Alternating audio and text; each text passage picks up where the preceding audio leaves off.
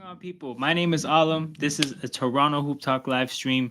Today we have Grizzlies Raptors. We're going to be watching the game. We're going to be talking about the game. We're going to be talking about anything Raptors or basketball related. Shout out to everybody watching this live right now. Shout out to everyone who's going to catch this on the replay after the fact. All the support is appreciated. If you appreciate what we got going on over here, make sure you hit that like button, subscribe to the channel.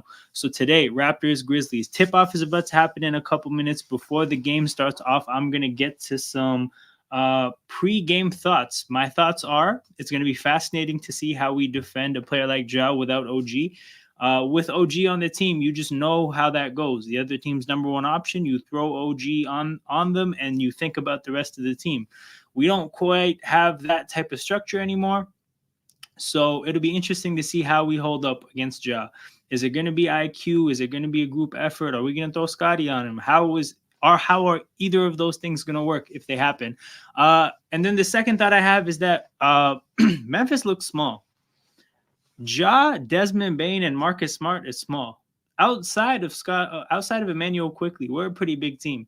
So I'm looking at guys like RJ, looking at guys like Scotty, guys that have some size to them, some strength to them, but also just the know-how as far as their games go on how to take advantage of that and how to, get baskets out of situations where smaller defenders are on you. I'm looking at those two especially, and I'm saying it could look like a big day. And then last but not least, Darko is returning to Memphis. Darko, I think, was cherished by the Memphis locker room based on how people spoke about him upon leaving for Toronto. So those are the things to keep track of. How are we going to do against Ja? How, are we going to be able to score on Memphis's smaller team? And are the guys going to do it for Darko? Are guys going to put on for their coach? You know that when games mean a lot to coaches, players can tell, and sometimes you see that provide a bit of a boost to the guys. So we're going to see all those things. It looks like tip-off is about to happen. I've never seen these Grizzlies uniforms before. I've actually never seen these before, and they look pretty sweet. I don't know if it's actually a pretty clean uniform matchup right now. You got it looks like a black and yellow or black and gold against the red and black. And we've tipped off, people. Memphis wins the tip-off. I'm going to get situated here with the scoreboard. It should get going immediately. Scotty starting with a block on Ja at the rim. Scotty gets the ball back, pulls up from three. Okay, that's how you're feeling. Misses it. That's a heat check right there. He was feeling bold. First possession. I'm trying to see where the Pascal matchup is. It looked like Barrett was on Marcus Smart. That's like a soft assignment, the Marcus Smart assignment. I think obviously Bane and the guys guarding Bane and Ja Morant, they got to be careful. Siakam misses a layup off a spin. No points in this game yet. Ooh, a steal by Siakam. RJ gets it to Scotty. Quick passing to Siakam. You guys, I know you guys saw the quick passing there. That was beautiful. That was a beautiful transition opportunity. Love what I saw there. The decisiveness was good. Obviously, the execution of the passes was good. More misses from Memphis the other way. IQ settles for a really tough shot and misses. That's whatever.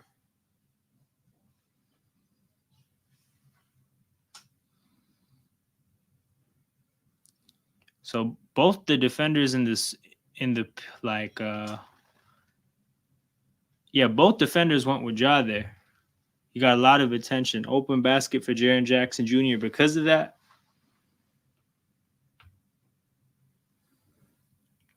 Scotty Barnes goes the other way around the screen. Has Ja at the basket. Ja is no rim protector.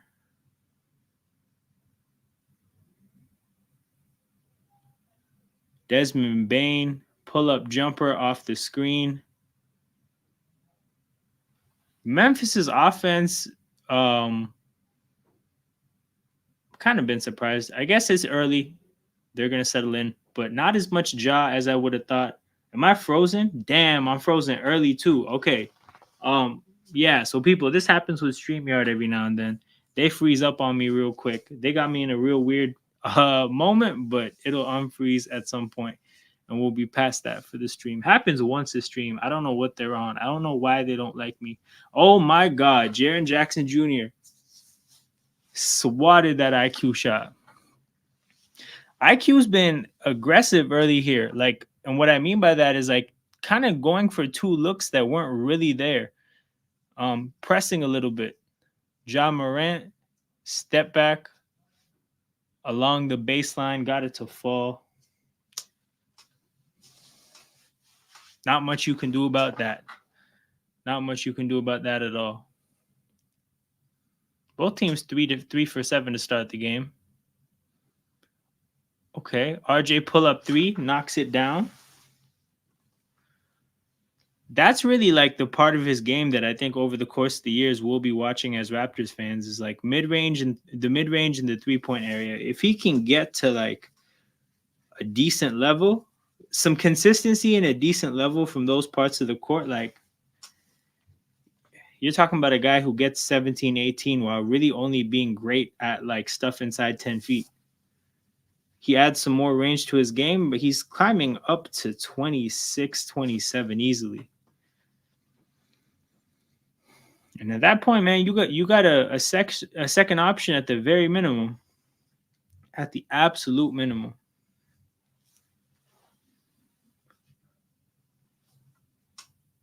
Pascal with Xavier Tillman on him. You think he's gonna beat him with speed. He settles for a step back jumper. Jumper falls. But yeah, I'm thinking if Tillman finds himself on Pascal Siakam should be able to beat him to the basket at least a few times. Yeah, I'm back. I think I'm back. Finally, StreamYard, stop playing games with me.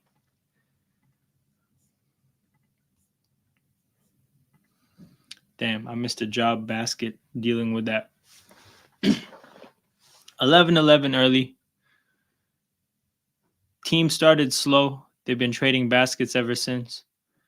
Ooh, IQ to the basket. Decent look, but he didn't. I think that's a bit of a theme with IQ. He's going to get his looks around the basket, but he does not finish them at a particularly high rate. That one too, especially on his offhand. Still got to get it. Still got to make it, especially with the the decisions he's made with his shot so far. Very, very aggressive. Pressing. I would go as far to say he was pressing, looking for shots.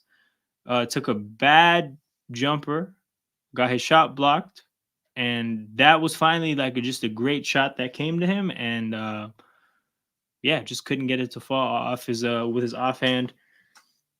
Yeah, from what I've seen so far, IQ 4.5 quarters is that the finishing at the basket has to get better. But obviously a lot of runway for development ahead of him. And you know what has to happen. So with IQ, we're gonna be watching for what he can do in terms of developing as a finisher around the basket. For RJ, we're gonna be looking at what he can do to develop as a player, getting baskets in the mid-range to 3-point area. Obviously, you think when it comes to something like shooting, it would probably be easier to be either a mid-range shooter or a catch and shoot 3-point kind of a guy. But I think if there were upside as a catch and shoot 3-point kind of a guy, I don't think New York would have bailed on him, and I think that probably would have been like how they tried to guide his growth. So I think with a guy like RJ, you hope he can get a mid-range game going. Not like DeMar DeRozan, because DeMar DeRozan like has one of the coldest mid-range games, and like setting that as the expectation is a lot. But if you're a Raptors fan and you've been a Raptors fan since wait, here it is, the Young Guns poster. I got a Young Guns poster in here. If you've been a Raptors fan since the Young Guns times, you know that DeMar didn't always have a mid-range game. He kind of built it from the ground up. So if RJ ever gets into that bag and builds a mid-range game that's even like 70% of what DeMar has, yeah, that guy pushes into DeMar territory of scoring. And I don't think we're ever going to look at RJ to be our number one option. which we did with DeMar. So it'll be interesting to watch. It could be it could be a good situation. But yeah, it feels good to have young talent on your team that you're interested in watching and interested in tracking their development. Yeah, we had Scotty Barnes, but now we have IQ and RJ. I'm hoping we can, like, not that my hopes are super high, but like at some point to see Grady and Koloko get involved. Man, we need more. We need more. It's what adds to the excitement. They're showing some replays here.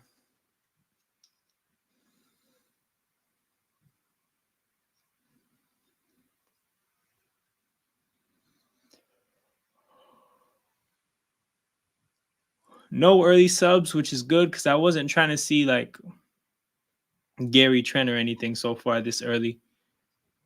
Scotty Barnes. Ooh, had RJ cutting to the basket, but his pass hit the rim. Unlucky there for Scotty. Pascal finds Pirtle. Pirtle, that's his shot. Just can't get it to fall. Kind of a wacky possession there because even Pascal's pass to Jakob Pirtle, he just chucked it to an area, and Jakob actually left that area. He just so happened to be able to reach back, so he was close enough.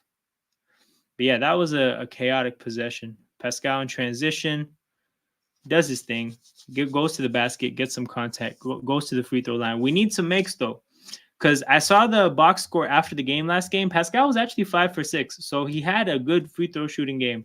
Hey, I'd like to see a second game in a row doing that, because the free throw shooting this year has been so frustrating. Down the stretch against Cleveland, watching those free throws get missed, bro, it was bad. It was hard to watch.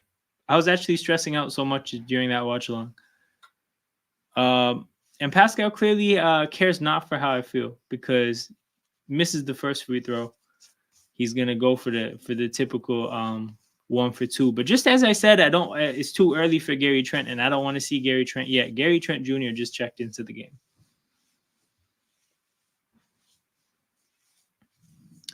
RJ Barrett to the bench.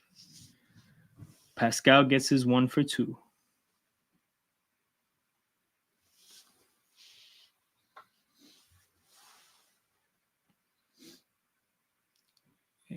Easy basket for Tillman. That's too easy. Yeah, that's a Marcus Smart does a great job of drawing the charge there on Pascal. That looked like Kyle Lowry there. He got there early. He saw what was coming a mile away. He was there early. Got his feet set. Turnover for Siakam.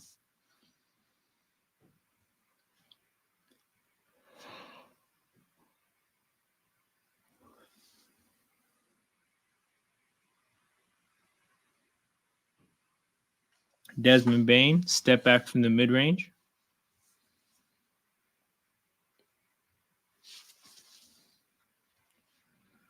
So there's one of those matchups there. You got Scotty on Marcus Smart. Man, I want to see Scotty make the most of that mismatch. Siakam gets another call, hoping this time we can get 2 points.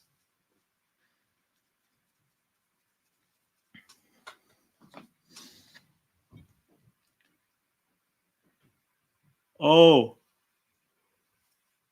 is that Santi Aldama playing? Is that Santi Aldama? First time I've seen Santi Aldama since Canada versus Spain in the Basketball World Cup, where Santi Aldama turned into an amazing player.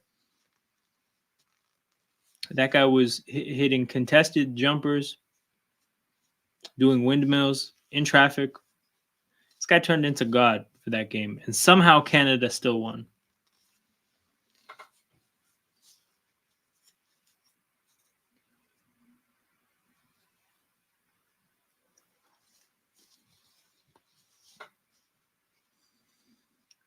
We got Desmond Bane with Gary Trent on him. Oh, Lord. Bro, actually, I'm not joking. Jakob may have sent that shot into the 10th row. Like, at legitimately the 10th row. Like, he blocked that into the crowd on an upward trajectory. Wait. Oh, no. That looked more like the 6th row. Upon further review. Oh, God. What is Ja doing? Now Ja's trying to put the ball into the crowd too. He saw Jakob put the ball into the crowd. Hey, Bismack. Fan favorite. If you are a Raptors fan from there's not an applicable poster for that, is there? Nah, I don't think so. But yeah. Shout out Bismack Biyombo, man. That 20 rebound playoff game was hilarious. Scotty Barnes. Good finding Pirtle on the pick and roll. Pirtle just can't get it to fall. Couple looks now for Pirtle where those should be his looks and he's missed them both.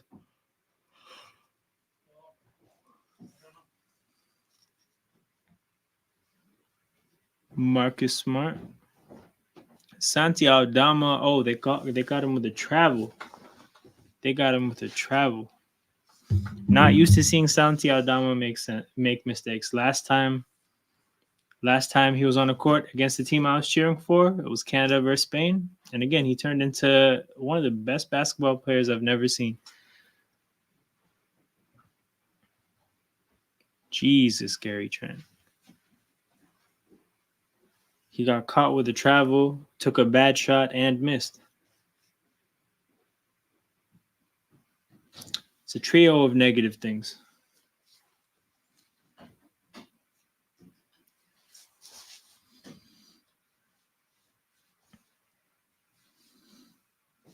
So the first two subs off the bench are Dennis and Gary. That's probably going to be a constant.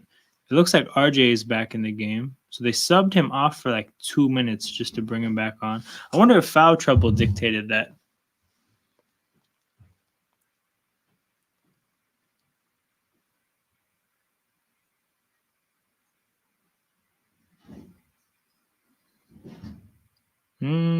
Oh, two quick fouls for Siakam, maybe. But yeah, RJ's back in the game. I don't think anybody else on the team has fouls after checking the depth chart. Scotty responds with a 3 of his own.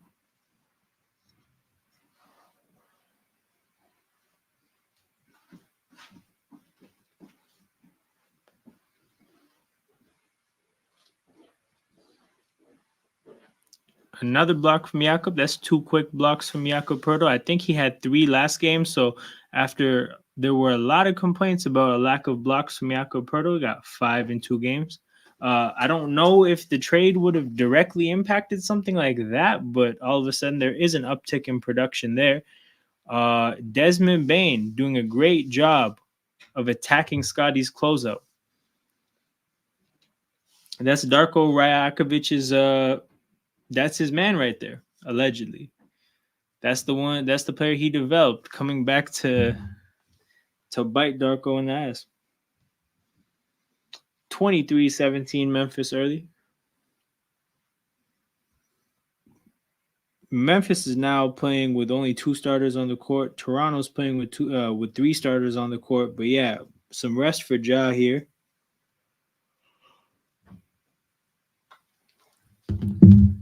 Super random fun fact: Luke Kennard is on the court for the Grizzlies. He and I share a birthday. So that's a random player I have a rooting interest in. It looks like our defense is kind of in the same spot as it was last game against the Cavs. Now, the Cavs scored a lot of points on us. I would say Memphis as like the Ja Morant Grizzlies, like maybe you could say, I mean, then again, Mitchell is pretty, like, he's a threat on his own, and so is Ja. I guess you could say they're comparable situations. But yeah, nonetheless, Raptors defense looking like we're on a pace for about 120, which kind of feels like a constant. It's a pretty strong departure from where we used to be as a team, and it doesn't feel like it makes sense given the kind of investment we've made on defense or players with defensive potential recently. But yeah, we stink defensively. It's easy to score on us. And I really don't like this was the case last, like, you know, I think some people would bring this to make this a Darko thing, but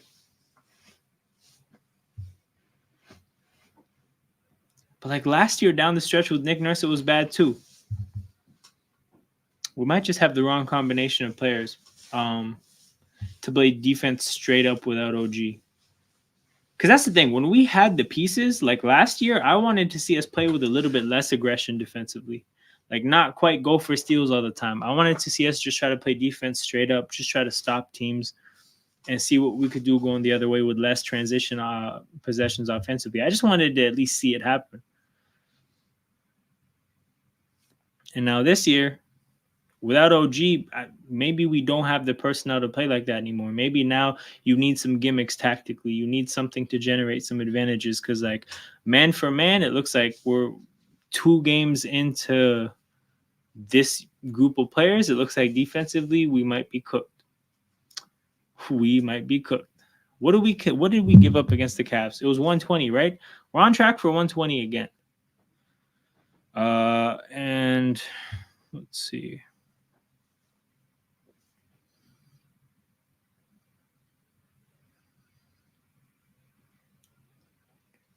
I was gonna look at the stats and like in both regards, the stats don't tell the whole story because Memphis's stats include a 25 game period where they didn't have Ja, and then the Cleveland stats are gonna include a bunch of games where they didn't have Mobley or they had Mobley and Garland. So not quite indicative, but I don't think the Cavs or the Grizzlies are necessarily like among the best offensive teams. You could say they're league standard. They have very good number one options. They have some okay pieces around them.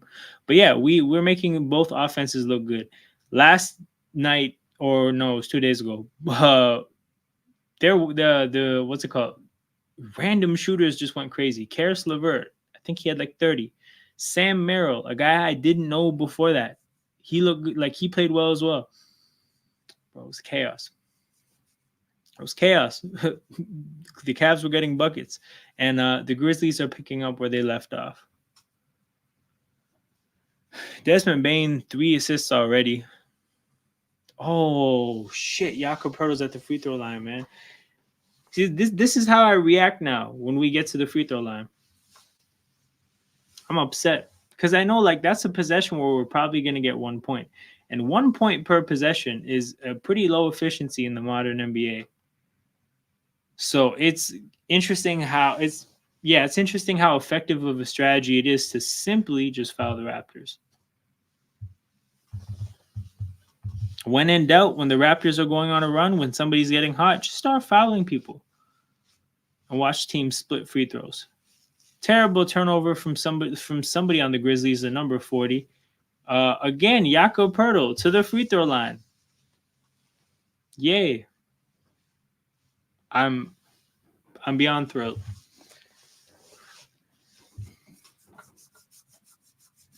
Like IQ made the right basketball decision there, feeding the big man. You know what they say, reward the big for running the court. But like Jakob Poeltl's about to split these free throws. Like 100% he's about to split these free throws. Yeah. He made the first one as he misses the second one. Shout out to everybody watching live. This is an interactive live stream. So for those of you who aren't familiar with how I do things here, you're not just an audience member. You have the ability to be a part of the show. So if you want to get any of your thoughts, comments, questions in the live chat, you guys have the opportunity to dictate the conversation. And somebody who's decided they want to dictate the conversation is Jakob Poeltl defensively because he's up to 3 blocks in the first quarter. And that's off the back of having 3 blocks in the last game. So he's working on 6 blocks in about 5 quarters. That's a hell of a pace. And again, this is distinctly what Raptors fans wanted to see more of. Jakob Poeltl probably doesn't have a whole lot of a defined skill set. Oh, it's Jontay Porter time. We got Jontay Porter minutes. Raptors 905, stand up. Hey, hopefully we find a backup center in Jontay Porter because it's not that young. Jontay Porter got a rebound.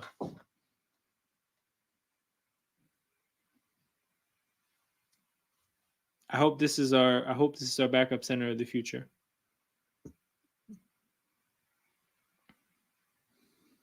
IQ dribbles into a bit of a wall. He's got Bane on him. He calls for the screen, goes around the screen, spins around, gets stripped. Terrible possession for IQ. Can't get the rebound, then picks up the foul. What a rough sequence there. That's a very rough sequence.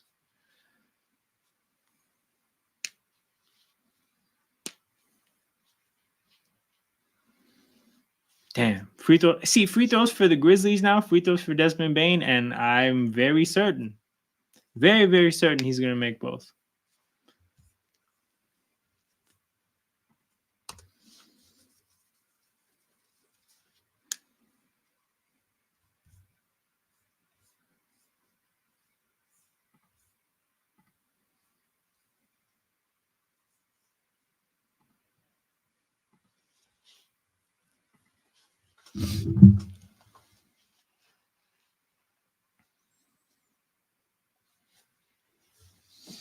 Seven-point game, 27-21, 17 to go. Dennis RJ decides to go to the basket. So I saw the contact. That shot, yeah, that looked like that. It looked like that counted. I took my eye off the ball. And one for RJ Barrett, who once again, when in doubt, he decides literally, I'm just going to run into whoever is underneath the basket and create a look for me over there. A look for myself over there. RJ Barrett at the free throw line. Come on. Yes, he made it. Man, made free throws. They feel way better than they actually should. It should not be this big of a deal. Ooh, it's a 5-on-4 because RJ caught an elbow to the face. But because he's a 5-on-4 off the miss, he's in transition already. So a quick 5 points from RJ Barrett makes it a 2-point game. And then Jonte Porter fouls somebody off the ball. Is that free throws? Are they in the bonus? They are in the bonus. So Jonte Porter puts somebody on the free throw line. Quick outlet pass from Quickly. Love to see that.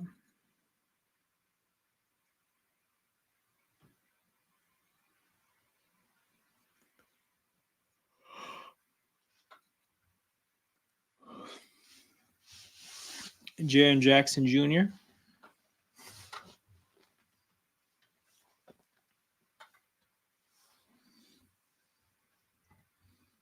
Young Kobe says y'all ain't ready for Ja. Yeah, I mean, we don't have the defender we would normally put on him. So there's that. So far, Ja's only played like 7 minutes too. Like the guy's been chilling literally for like a little under half this quarter. So he'll be fresh. He'll be fresh down the stretch for sure. Dennis spinning to the basket, gets the shot to fall. That's not the kind of finish that Dennis is consistent with either. That's good for him that he got that to fall. Ja Morant dribbling down the clock. RJ Barrett on him. I don't think RJ had the best game point of it as a point of. Oh, God. Jonte got switched on to him. Jonte Porter. Hey, actually does a decent job on Ja. Oh, who was that guy who contested that three? I think it's RJ. Gary Trent from 3 at the end of the corner to take the lead. 30-29. What a little sequence down the stretch this has been. And it started with the RJ Barrett and one. And again, that's the thing that the more now that I'm watching full games of RJ Barrett, I guess when he has this type of license, because I don't think he had the license to be this aggressive beside a Brunson and a Randall. They took priority over him in the offense. But like when things go, like regardless of what the situation is, because I was about to say when things go bad, but like when things go good as well, like regardless of what the situation is, he just decides I'm going to run into whoever's underneath the basket. And I'm going to just be aggressive, attack the rim, and I'm going to get the shots that I know I can make. And I just love that. I actually like irrationally, like it may not make him like the best player in the league or anything, but I actually just love having a guy with even just that mentality on the court.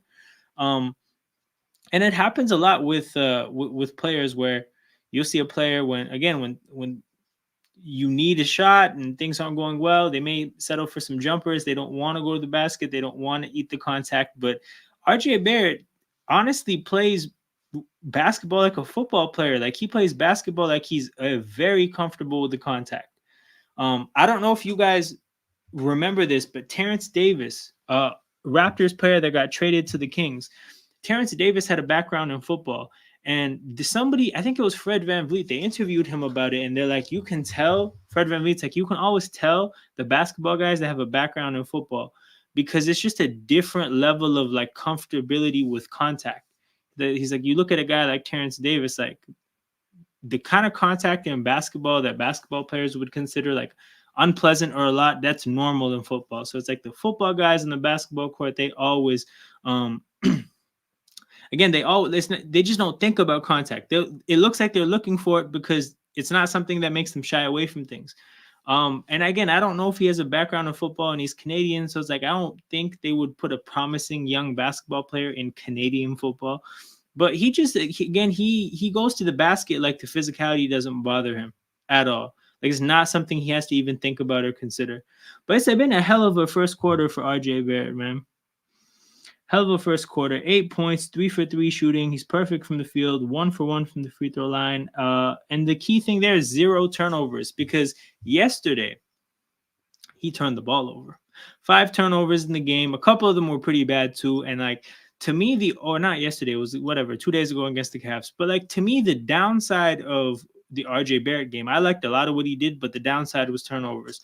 So far, a pretty clean quarter. He leads us in scoring, has 2 assists, no turnovers. He's played 11 minutes. He literally had 1 minute off where they randomly took him out of the game. So it's been a hell of a first for RJ. We have to sub him out because he did play 11 minutes in the first. So we start the quarter without our main guy. Scotty's on the court though, but this is a funky lineup here. You got a front court of Jonte, Chris Boucher, and Scotty Barnes. And a backcourt of Dennis and Gary. The backcourt's fairly standard and regular. But yeah, Jonte, Scotty, and Jonte, Scotty, and Chris Boucher. Gary Trent turns the ball over. So couple wasted possessions to start the second quarter out.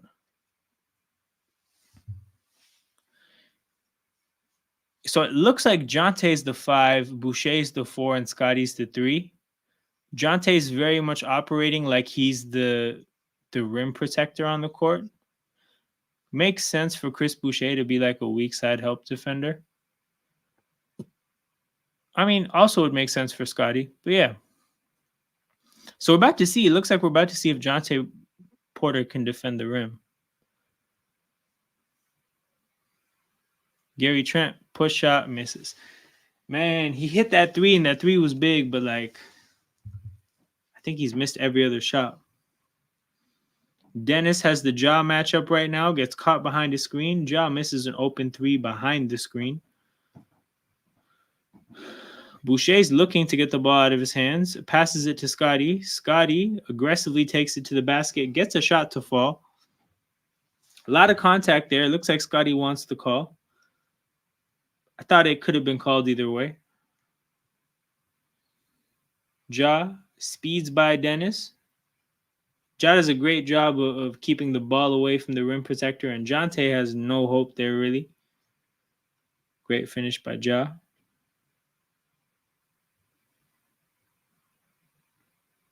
Scotty's got the Ja matchup right now. They put Ja in the pick and roll. Scotty finds Jonte underneath the basket, draws some attention. The ball gets swung around to Dennis at the top of the arc for an open 3. Good passing there. Great job of Scotty maneuvering the pick and roll. Obviously, like Jonte Porter is not like the greatest pick and roll partners because, I mean, he might be, but we haven't seen the guy play. Still, they did a good job there of creating a bit of an advantage. And in the spirit of 0.5 basketball, you swing small advantages into bigger ones. We are definitely not tanking at this point. I think the kind of trade we made, if we wanted to tank, we would have got draft picks. The fact that we got actual talent right now means we're not tanking. Also, this year's a shit draft. There's no reason. Well, I don't know if it's a good draft or not, but they say it's a bad draft, and we traded our pick. We only keep our pick if it's in the top 6. And from my understanding, this is not the draft to be looking for a top 6 pick in. So we're probably going to try. Well, we're going to try to win games. We'll see how it goes. But yeah, no, we're not tanking. The tank trade would have been to trade OG for picks. Jonte Porter from 3 misses. His first pick and pop look as a big for the Raptors. Again, if he made that, I would have gassed it aggressively.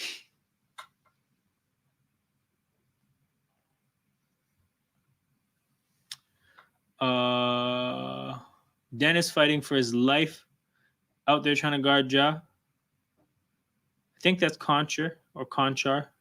She don't know. Might be somebody else. Yeah, Chris Boucher with Ja on him. Chris Boucher. A double team comes. He finds Dennis. Wide open 3 off the Chris Boucher double team in the post. And Jonte Porter fouls somebody going for a rebound. Yeah, I don't know. I don't know if anybody had stocks in Jonte. The stocks don't look particularly good. They don't look that bad either. But a pretty whelming performance from him. Gary Trent's coming off the court.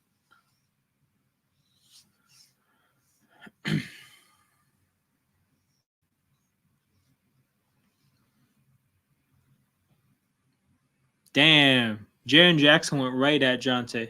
Dropped a shoulder in his chest, moved him a little bit, and just finished over him.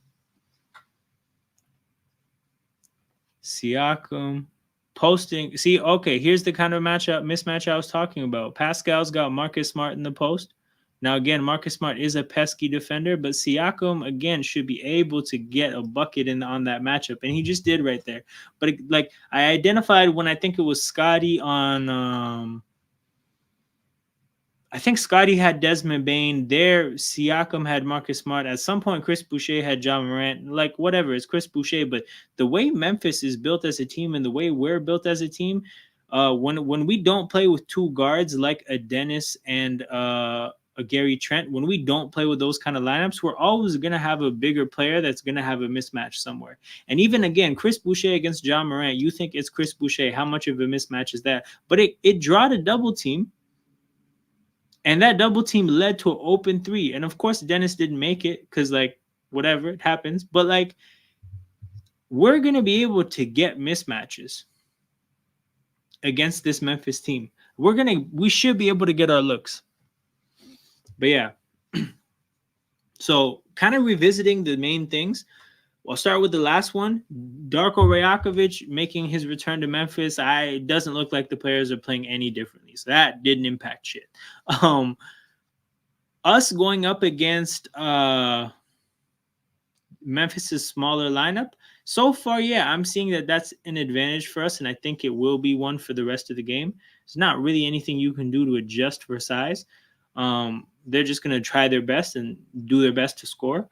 And in terms of us having solutions for Ja, it looks like Dennis, honestly, like, there was a fair amount of time where Ja was playing against our bench. We had Dennis on him, and, like, it's not like we were shutting Ja down, but it's not like Ja was going crazy either, right? Like, we've just been playing Ja, like, straight up, nothing special, no aggressive double teaming necessarily, just playing your typical NBA superstar the way you'd play them. And it's not killing us or anything. Again, Ja is having a good game. I'm not saying we're shutting him down, but he's not going crazy either. What do the numbers look like? I mean, shit, the numbers on paper, like, you think, okay, 12-3. But, like, Ja is going to get 12-3. That's really not going crazy by his standards. Now, Desmond Bain has 12-3 as well. Desmond Bain's 12-3. That's like, all right, we got to do something about that. But, yeah, so far, that's what I got revisiting the talking points I had before the game. We got a funky new lineup with Jonte Porter and Chris Boucher. It looks like we've benched Thad Young, which I'm happy for, or I'm happy about. Because, yeah, I'm all for giving a guy like Jonte Porter some minutes and, just to see how he does.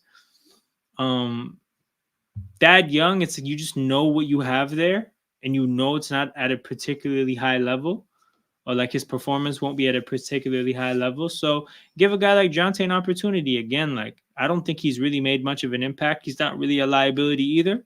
So for a guy getting some of his first minutes in the NBA, give him a shot. But yeah, we saw Jonte as a 5, Chris Boucher as a 4, Scotty Barnes as a 3 with our bench. So I guess you could say it's basically Scotty in the bench there. I don't think that lineup did a whole, like it didn't do particularly well. But yeah, it was something new. Happy to see Siakam playing the way he's playing now. I think he's had a pretty good little 4 or 5 minutes here, or not a good second as a whole. And then the key thing there is that RJ was our best player in the first, and we had to sit him the whole second up to this point because of the amount of minutes he played in the first. And we've been able to hold our own in those RJ less minutes. And that's been good to see because RJ's back now. And if he can pick up where he left off, because again, I told you guys about the size advantages we're going to have here and there with some bigger players on smaller players. You look at what RJ does, he's the man that will ruthlessly take advantage of it. Siakam might let them off the hook and shoot over a guy sometimes. He might take a charge sometimes. Scotty Barnes, again, sometimes the aggression comes and goes, but it looks like with RJ, the aggression never leaves. Never leaves. We got Luke Kennard, Marcus Smart. Marcus Smart posting up RJ Barrett. This is real nasty offense right here. That was a nasty possession there. Dennis trying to turn it over. These superstars will have bad games, but then have 25 points. Example, Jimmy. Oh, yeah. Oh, it happens. Like superstars who have the ability to shoot as many shots as they want, like they will mess around and find a way to put a decent score line out there. But then you watch the game and you're like, yo, they weren't really impacting it the way you know they can. And that's the kind of game Ja's having right now. Like the ball's going in the basket. Oh Lord. And just as I say that, that's a crazy steal he just had. He just ripped it out of Chris Boucher's hands, and then he went the other way and tried to poster RJ. Fortunately, he just lost handle of the ball. Dennis snaking through the pick and roll, misses the free throw line jumper. Good look there. You got to have that one. 4-point lead for Toronto, 41-37. Marcus Smart, pull up from 3, misses. Hey, I love all this Marcus Smart usage. Please let him take as many shots as he wants to. Awesome find by RJ to a rolling Jakob Poeltl, who can't finish it, but Chris Boucher's there to clean it up.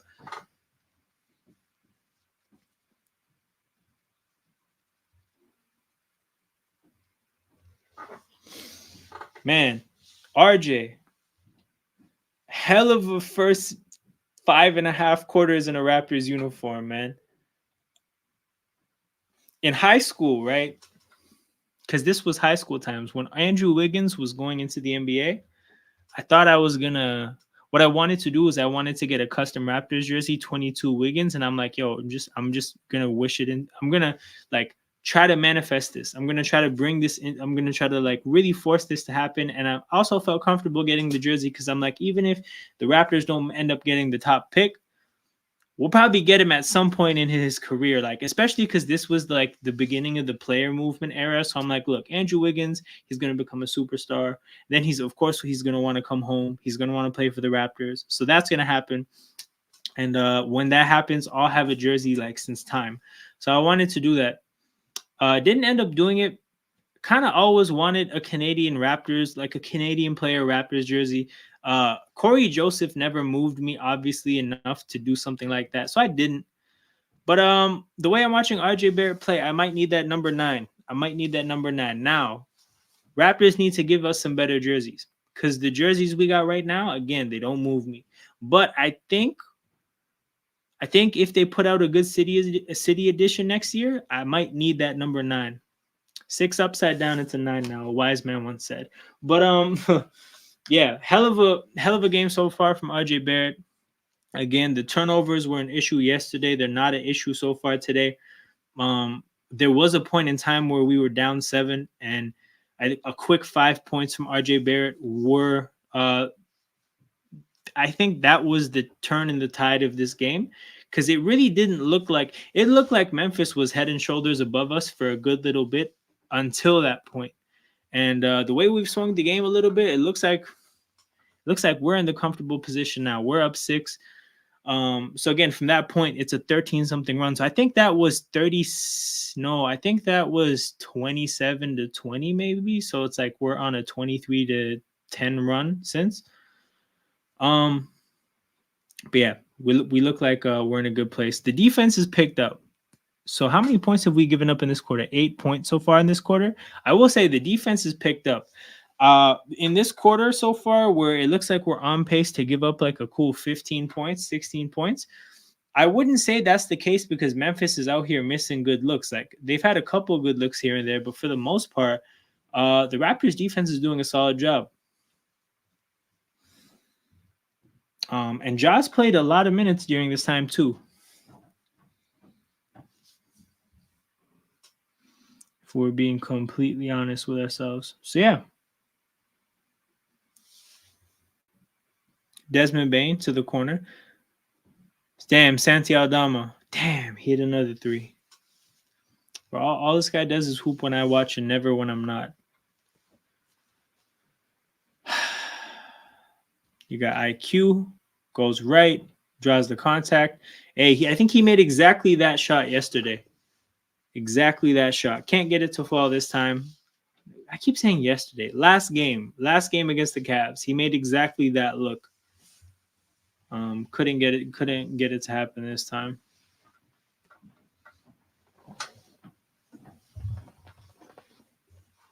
IQ. Again, 86% free throw shooter. So he's the only one at this point. Him and RJ, to be honest, that I'm comfortable with shooting free throws, man. Everybody else gives me a headache. Everyone else stresses me the hell out.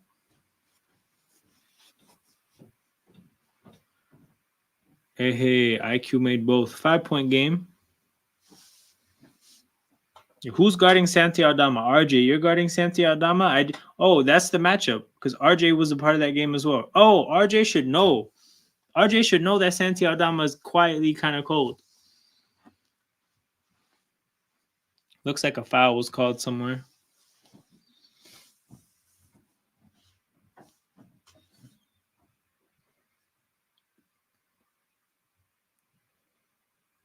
Hey, can we give that to Toronto? Can we? I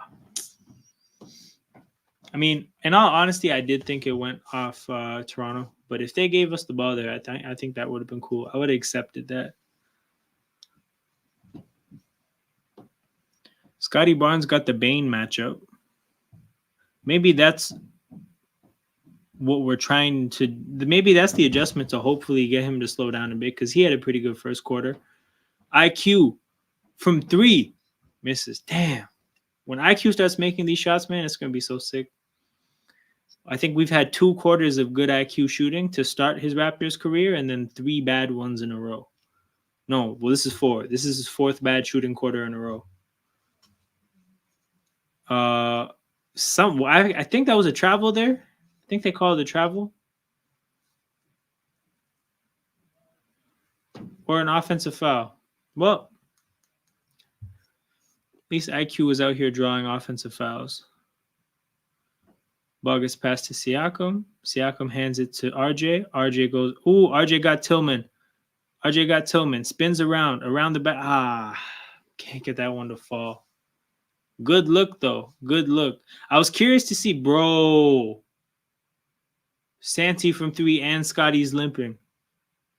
At least Santi missed. Well, it looks like Scotty's going to keep playing basketball. Pascal, bank shot over Santi, misses. Last 2 shots there. It's tough to see them not go in. It's tough to see both of them not go in. If you get one and don't get the other, you'll probably be okay with that. That was a hell of a pass by Santi, too. Who is that? Number 0 or number 8? I can't quite see the number clearly. For Memphis. He just made the 3. But that was a great pass from Santi Aldama to get the ball to him. Scotty Barnes almost turns the ball over. Recovers to get it up. Damn, nah, this guy's shooting another three. Bro, he made it again. This guy's the Sam Merrill of this game. Back-to-back games where I've learned of a guy's existence because he's hitting threes against my team. Who is this man? Who is this man? Hey, foul on Desmond Bain under the basket. RJ working hard. RJ working hard underneath the boards. Who is this man? Oh, that's Zaire Williams. I think he was a first-round pick. IQ from 3. Finally, it falls. Finally, it falls. Okay, there was a run and misses. After a run and makes, he just made a 3. Let's get a run and makes going again.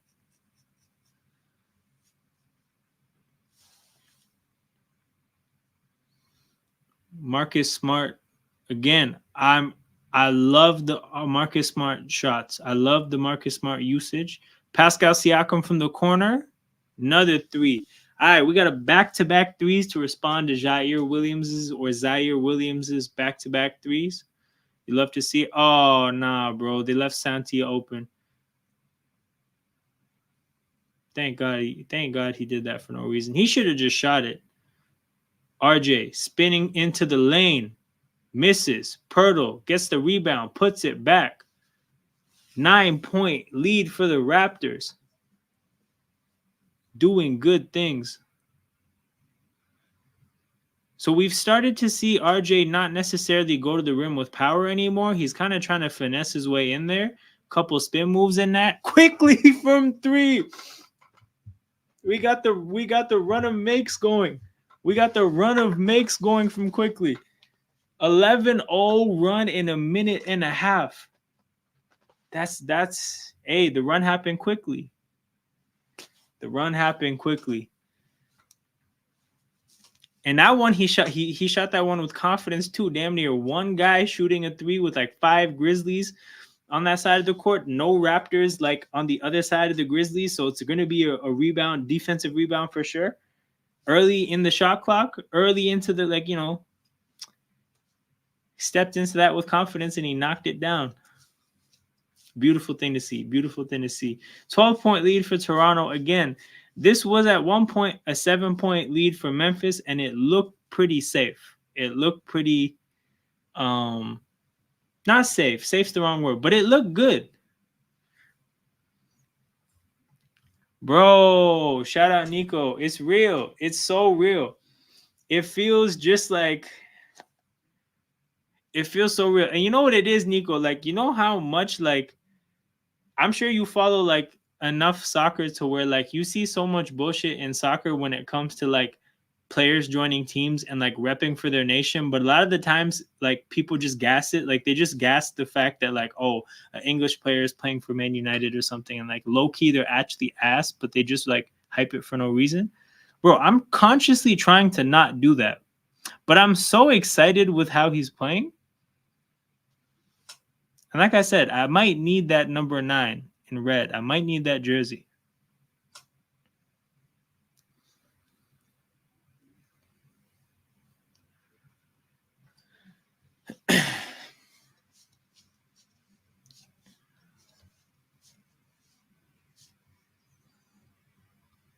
Dennis, the pass wasn't right. If the pass was right, if he caught that right, he could have shot it. But by the time he recovered, couldn't get the shot to fall. Pascal, step back.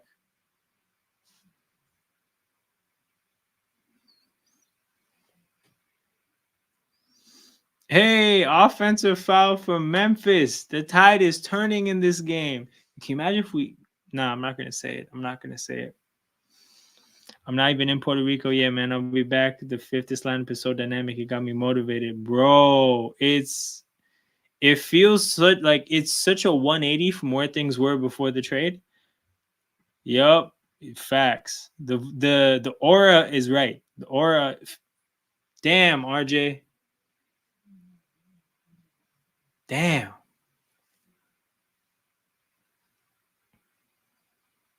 Bro, again, I love the Marcus Smart usage. Bro, the guy bails us out so often.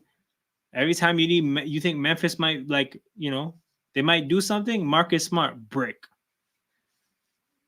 He's the real bricklayer. He's brick squad for real. Okay. Open three. IQ. Ooh. Can't make it 3 in a row. Can we give that ball to Toronto? All right. Whatever.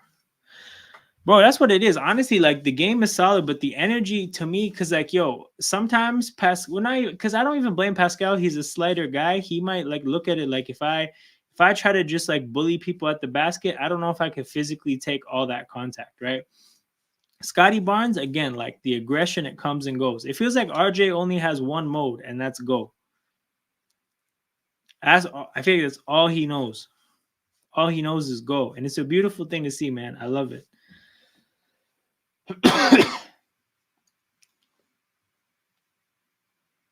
Okay, Zaire misses. Last shot of the quarter for Toronto. Hey, RJ, the RJ bully ball. The RJ bully ball results in 2 free throws. Got to tune back into the game. I'll be back after it finishes. Subscribe, everyone. That's a fact. Also, bro, just let me know, let me know if you want the link. I forgot to post it, and also I don't know. Just let me know if you want the link. But bro, the guy just wait. It's not free throws? It's not free throws. Scotty Barnes jumper before the quarter ends. But yeah, tap in with us. Tap in with us, Nico, after the game. Damn, that shot rimmed out. 14-point lead, 64-48. Again, I think it was 27-20 when the Tide turned in this game. So that means the Raptors are on like a 40-19 run. That math might be janky. I think 40-21. 40-21. Bro, it's a thing of beauty. A lot of things are going right. The big thing though, right? And I'll just make this big for 1 second. Bro, you see that? 29 given up in the first quarter, 19 in the second. Look, the offense was consistent, 30 and 32. They did their thing throughout, but it's really the defense that ramped up that changed that changed the game there. We didn't play any good defense against Cleveland. Now, granted, Cleveland got a little bit lucky with some tough shot making, but still, I felt like Cleveland got a lot of good looks. Felt like Memphis got a lot of good looks in the first quarter.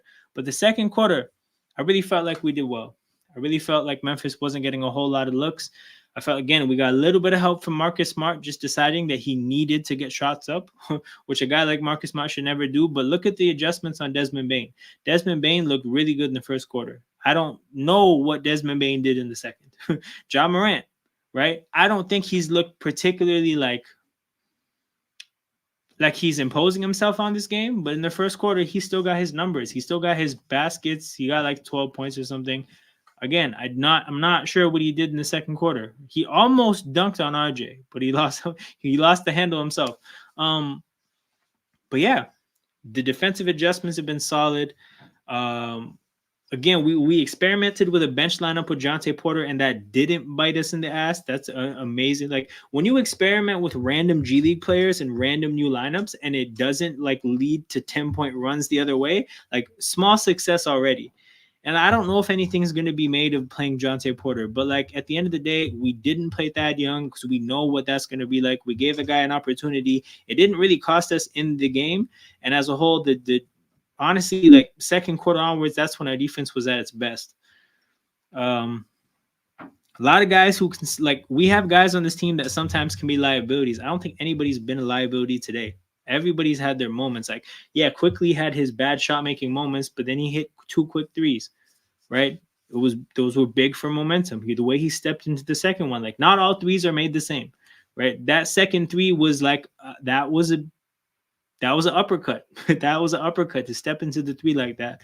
RJ again doing his thing. Scotty's had his moments. Pascal's had a lot of moments. Quietly, Pascal's having one of those quarters where or one of those first halves where you forget how good he is, bro. 16 points, 5 for 7 shooting, 5 for 6 from the free throw line. That's the big one, people. That's the really, really big one because the free throw shooting has been really bad for this whole team. It's been bad for Pascal Siakam personally, but he was 5 for 7 in the last game from the free throw line, 5 for 7 again in the first half, hitting his free throws, efficient from the field, scoring his points, and like we may have to add the side impact of the trade is that Pascal Siakam is either going to be a much better player for us or he's going to be a much better trade asset. Because, bro, it looks like the way the court's opening up with Barrett and Quickly that he's benefiting from it the most. Because what we've seen from him these last 2 games is nothing short of amazing. Pascal Siakam, so far in 6 quarters of basketball after the trade, let me see what we're looking at. We're looking at 13 for 20. So we're looking at 18 for 27, 66% from the field. And 16 court, bro, 52 points in 6 quarters. Shooting 66% from the field, shooting 10 for 12 from the free throw line. But yeah, it's efficient. It's of a good volume. But again, like if you look at it, Pascal took 20 shots in the last game. He's on pace to take 14 in this game. It's the kind of shooting where it's not going to take away from other people's opportunities, right? Because by default, there has to be a number one option on every team. Somebody has to jack up shots, right? But some shooters get in the way of other players. Some people really clog up the opportunities and make it hard for other people to thrive. Pascal right now is functioning as a first option where it's easy to coexist with him. He's not hogging the ball. He's not taking an outrageous number of shots. He's making it so that a guy like Scotty is going to get his looks. Guys like Barrett and Quickly are going to get their looks. Now, of course, he's not going to shoot 66% for the rest of the season and like do all that. But like, I don't know. I think we're probably going to see an uptick in production. This was Pascal's team a couple months. Sad he has to take a step back. I don't know. I wouldn't say sad. I mean, like I understand, like from Pascal's standpoint, probably sad, and that's probably what you mean. But I mean, like inevitably, I think that like Scotty Barnes had to take a step up, so that kind of meant that somebody had to take a bit of a step back. And like for Pascal, oddly enough, me and Nico talked about this during the first couple of streams of the year. Like Pascal had a big adjustment to make, having less priority and less of a role in the offense. And whenever he has to make an adjustment, he fails first and then he figures it out. That's the story of every role he's taken in his career. He always fails first before figuring it out. And the beginning of this year had its rough moments, but I really think he's figured out how to play basketball different from last year. Last year, the guy was going to get about 20, like he's going to get a bunch of shots off. He's going to get a bunch of isolation possessions. He's basically going to be the one-man creator and scorer on his own. He's not that anymore. But again, over these last 6 quarters, he's scoring like he is. It's a thing of beauty. It's very, very good. It's very fun to watch. And again, man, like that trade really brought my joy back. It really, really brought my joy back.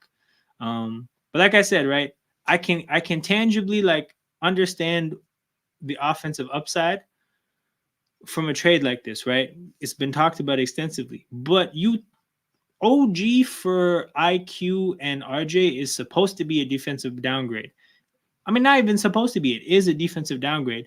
But for us to play, honestly, one of the better defensive second quarters we played in a while right now, that says a lot. And that's a very encouraging sign. So that's what I'm going to leave you guys with for halftime.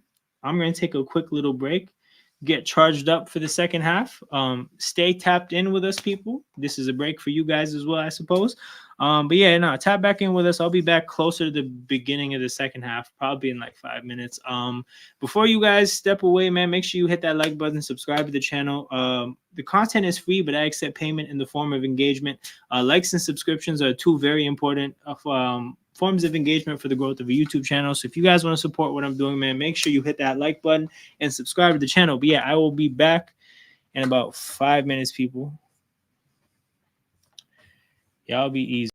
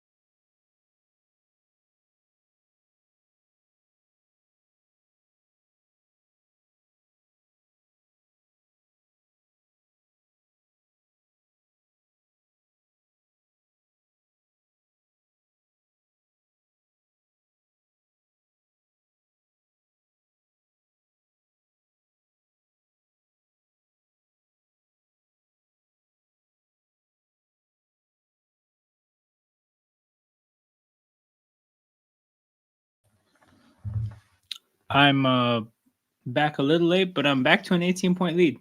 So all's well that ends well. Um,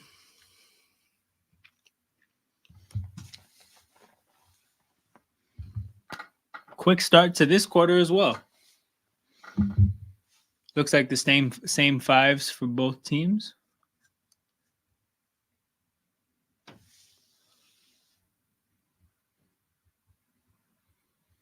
What happened there? Wow, did they called something on Marcus Smart? That's amazing. It's funny how much things go wrong for Memphis when Marcus Smart he does the offense. So once again, I'm very in favor of Marcus Smart usage. Pascal from 3 misses.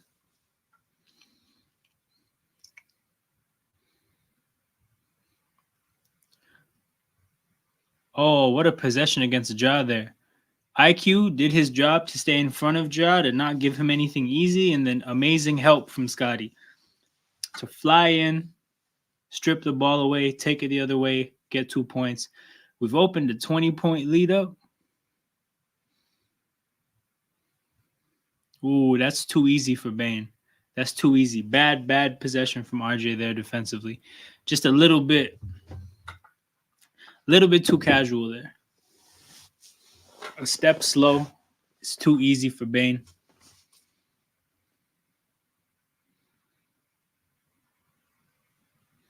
RJ then tries to go right through Marcus Smart, but he held the ball right in front of him.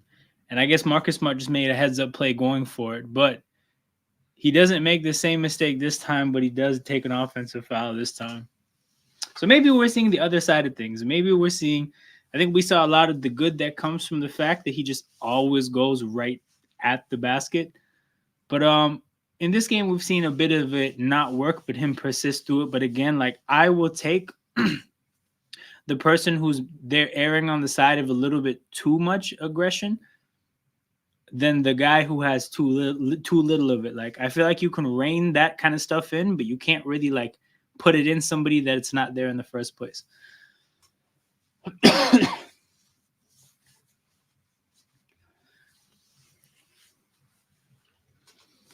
So Scotty Barnes on Ja Morant.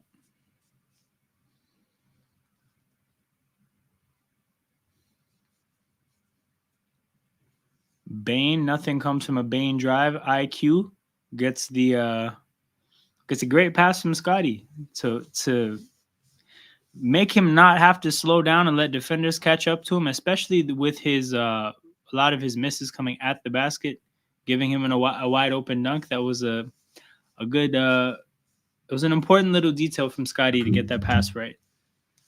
But you know that Scotty's passing, that's something that you can bank on. That's one of the things on a team you can bank on it. You can bank on it. You can assume it's gonna be good on any given night.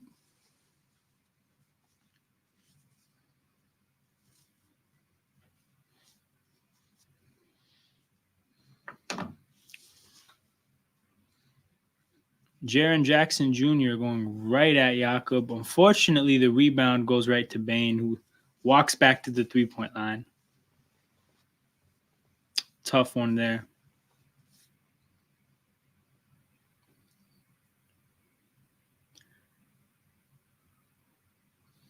Ooh, what a pass from RJ. Great vision to spot Siakam cutting to the basket.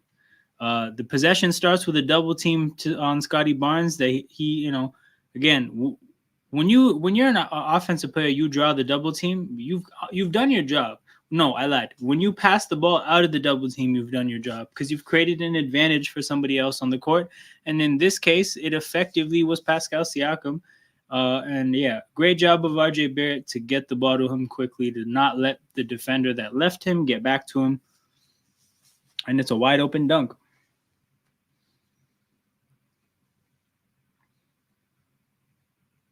Essentially, the Grizzlies did a lot there to get Ja a look, and he, to his credit, he did well with it.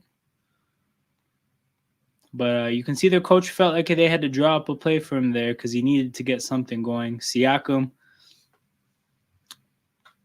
Easy buckets, easy buckets. Santi Aldama did not make that difficult at all. Jaren Jackson Jr. from 3. Damn, I didn't know he could shoot it like that.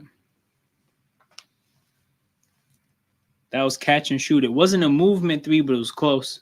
It was close.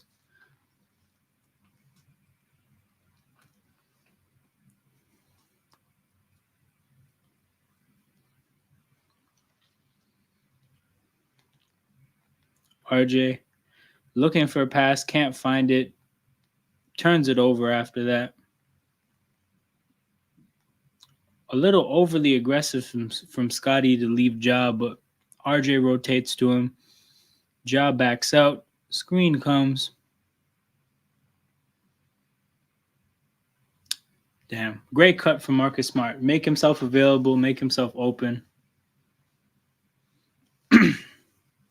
Timeout from Darko. The lead gets down to 14, and that's enough for him. So I think the biggest lead I saw was 20. We're 6 points off of that right now. Good find from Ja there.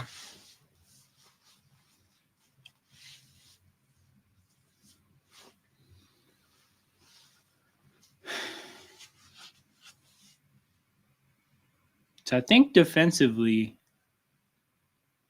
I think the Scotty Barnes on Ja matchup is new. I think RJ on Bane was always happening. No, I think I saw RJ on Ja at some points in the first. I'm not sure. But we've shuffled the deck a bit defensively because I don't remember Scotty Barnes being on Ja at all. That is not something I remember. But yeah, we got a timeout here. 14-point lead in this quarter. The scoring is evened up. So the Raptors came out quick, hot start. Couldn't sustain it. You always know, like in basketball, it's a game of runs. It's a game of runs. You punch a team, they punch back. It's on the Raptors to respond. We got about 18 minutes of basketball left. I'd love to see some garbage time in this game. I can't remember the last Raptors big win where there was garbage time at the end. Also, is Marquise Noel with the G League or with the Raptors? I'm about to check that out right now. Marquise Noel is with the G League. I think Grady is too with that with that program that he's on. So the garbage time minutes would go to Thad Young and Garrett Temple, the old men on the team.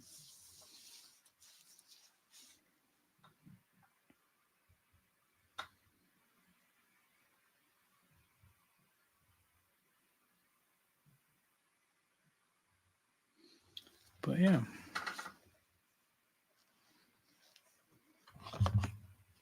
Quick check on the stats. We're shooting 50% from the field. We're shooting 50% from 3. I think the last game we shot a pretty high number from 3 as well. Like, obviously, we don't have enough shooting talent for that to sustain across the rest of the year, but it is interesting how, it's not like it's quickly and RJ are just making all the threes, but there has been an uptick in performance. And, like, I don't know if you guys remember, but when Marc Gasol got traded to the Raptors 3-point shooting numbers went up, and that was because the quality of looks from 3 got better. I do think that's part of what's going on here because the quality of everything is up in the offense. We basically just infused what we had before that wasn't working with a jolt of a bit of offensive ability, and it's helped a lot of people on the court. So it looks like the quality of everything has gone up. Ja with the aggressive defense on Dennis. Walks Dennis into the screen. Actually does a great job of that. Was just veteran savvy there. They just walked to the basket, just knowing the defensive coverage, knowing Ja's aggression, used it against him, and got an easy layup out of that one.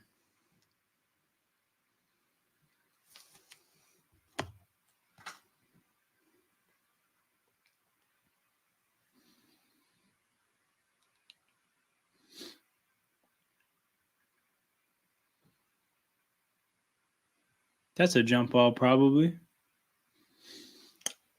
I didn't know that that's what happened. I didn't know you could give the ball to Jaren Jackson Jr. and like have him run pick and rolls for himself. Unfortunate miss for his sake there, but yeah, a jump ball is gonna come out of all this. That was a pretty chaotic sequence there. Feels like nobody had the ball for like 5 seconds before the jump ball, but there's 10 seconds left on the shot clock, which doesn't matter because Jakob Poeltl won the tip off, the jump ball. Wait, Pascal has Ja? That's a mismatch if there ever was one. Double team comes, open three for Barrett, comes off the double team, can't get it to fall.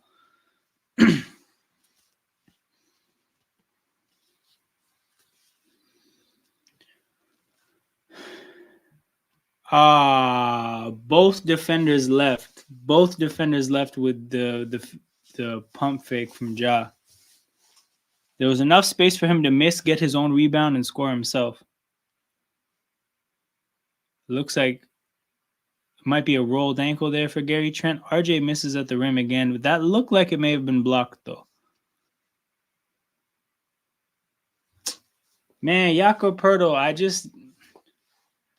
I don't like seeing those type of things from a player like him because you're so big and strong.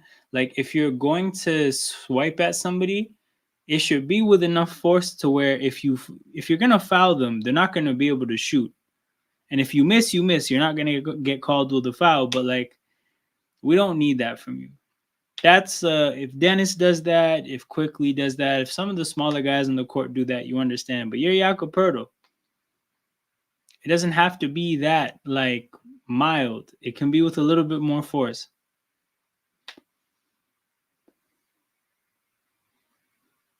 He rattles the free throw in. 11-point game. 5 minutes to go in the third.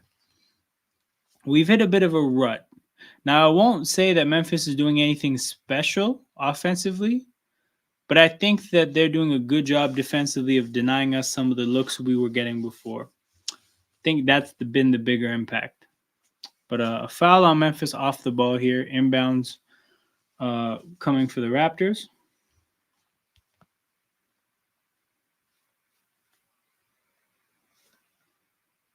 Pascal at the basket, misses the shot there. There was a decent amount of contact, but I think they gave Marcus Smart the benefit of the doubt because he had his arm straight up in the air. He had his verticality. Dennis pull up, gets the foul. So I thought immediately when he shot the ball, I don't know if you noticed, but both defenders went to him off the pick and roll. So I thought he shot that just because Jakob Poeltl had a free line to the basket. So if he misses, there's a pretty decent chance Jakob Poeltl gets the ball there. And I don't know if this one was a part of the thinking, but I mean, he just got clocked there by two Grizzlies defenders. I don't know if part of the getting that shot up was, hey, I'm going to get fouled. But it seemed like there was a lot going on there. There's a few things that could have worked for the Raptors there, but good pick and roll operation. I will say I feel like that part of things has been a little bit revitalized after the trade, but that it even has it doesn't like it's not even necessarily just IQ because I think everybody said that when Quickly joins, there's gonna be a infusion of like pick and roll opportunities for Jakob Poeltl, and that happened. But also like it feels like Dennis and Jakob have done a better job of this after the trade, and that might be like representative of what I was saying earlier that it feels like everything just looks better now after the trade. Like the impact that the two players have had offensively, everybody's kind of reaping the rewards of like the offense as a whole runs a little bit better, and that the trickle down effect to that. It's not just those two players; other players are benefiting too. So that's nice to see. I don't know what they called there again, people, because I don't have the audio. But I wonder if they called the flagrant or anything. Because again, I will happily take 2 points and the ball. Happily. Yeah, it looks like 2 shots in the ball. Those are big calls there. Those are big mistakes. You can't be hitting people in the head. It's 2024, people. We're very all these big sports companies are very aware of head trauma. We can't be hitting people in the head. Dennis Schroeder makes the first. Chance to make it a 13-point game with the ball after the second free throw.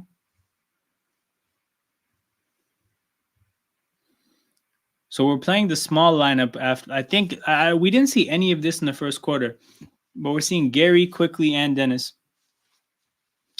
Pretty small lineup, but yeah, I got Pascal and Scotty in the front court. So again, Scotty at the 5. This is a very small lineup. But you look at what Memphis has the other way, and mind you, I talked about this before the game. Memphis is a small team. So I don't know if this is us matching them because we didn't do this in the first half. I don't know if this is a halftime adjustment to say that this lineup should be something that we do. But my what? Offensive foul? Okay, whatever. But I'm looking at this and I'm thinking Pascal and Scotty should both feast now with all this space, with all this, with the fact that they're gonna have like look at the Memphis players on the other side of the. Oh, they're reviewing this for a flagrant. But yeah, even before the trade, small lineups were where Scotty was feasting, and Pascal has done a pretty has benefited quite a bit. Oh, at least they should call this a flop. They should be able to turn this around because I don't think he touches. I think he barely touches him. Watch the replay. This is a bad angle there. He barely touches him, and the delay is kind of the reaction is delayed.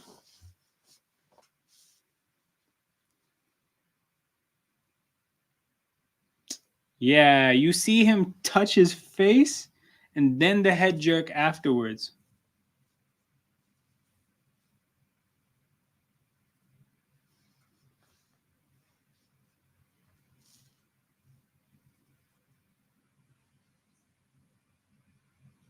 Wait, what did they call? Pascal's complaining. They get 2 free throws in the ball now? That's crazy.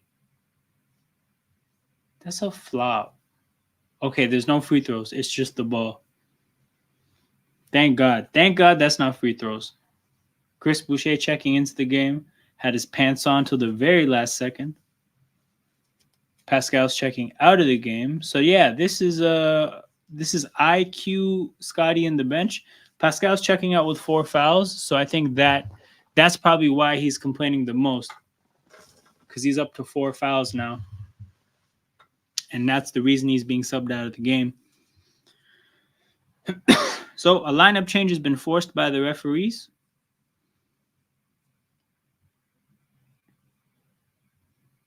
It looks like the 5s are Scotty and Jaren Jackson. I'd like to see what Scotty does with all the space.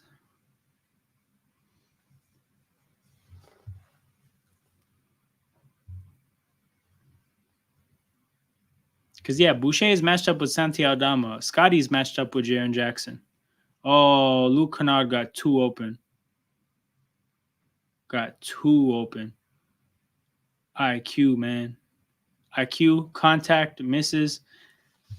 That looks like the shot he took in the last 2 games to try to get when he felt like he had contact and he was just trying to get it up. But that time there wasn't enough contact for the call. So it's just a miss. Bane goes the other way and hits a 3.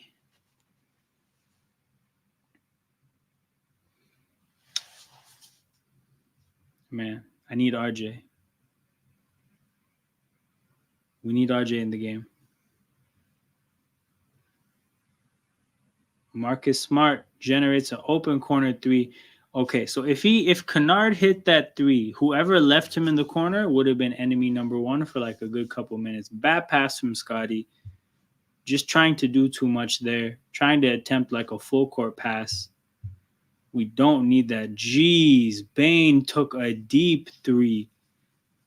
That's a heat check if there ever was one.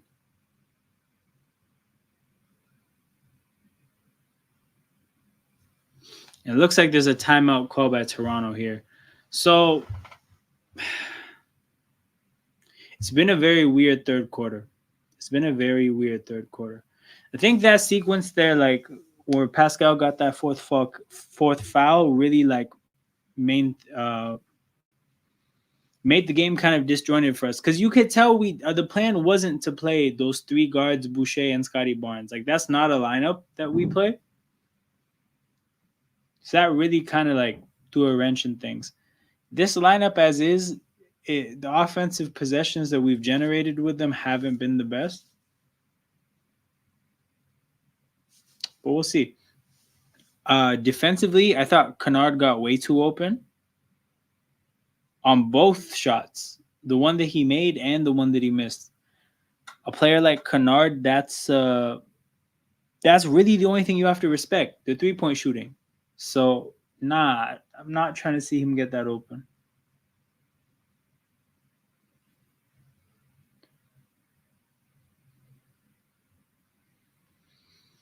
Upcoming Raptors road trip. Friday. Oh, yeah, these are all the West Coast games. That's going to make watch-alongs kind of undoable for weekdays, which is fine because I might just do a stream prior to the game about something like not game-related.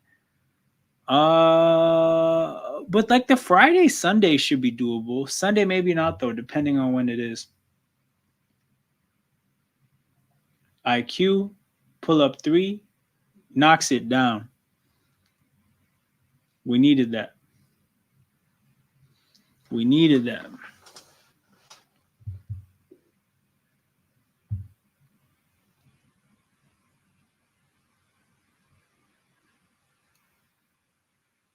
Ja Morant badly misses a 3. IQ. Barnes from 3 knocks it down. 2 big threes out of the timeout. That's the kind of response you want to see.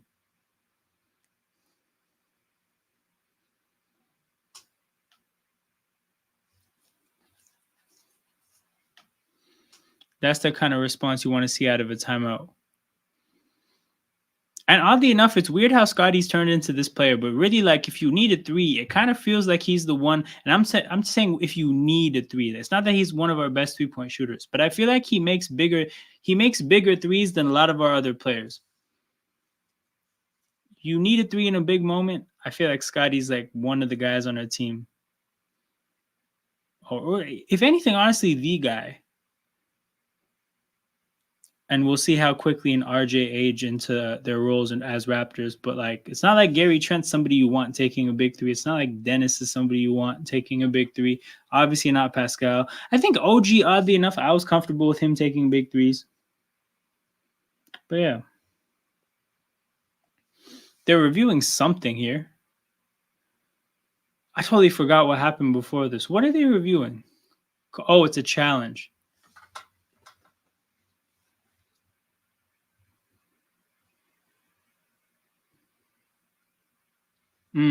Okay, let me see Scotty's fouls.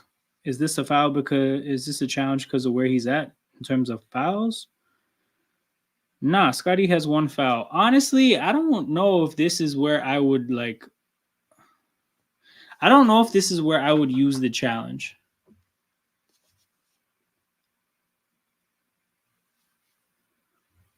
Because, like, I just, like, whatever. It's kind of a 50-50 call, but, like, I'm not going to...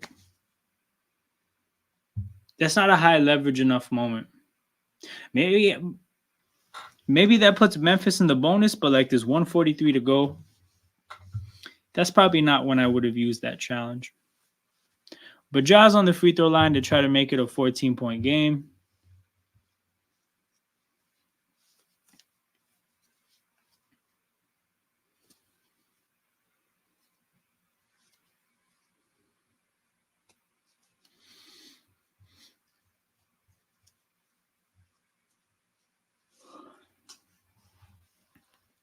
First free throw falls.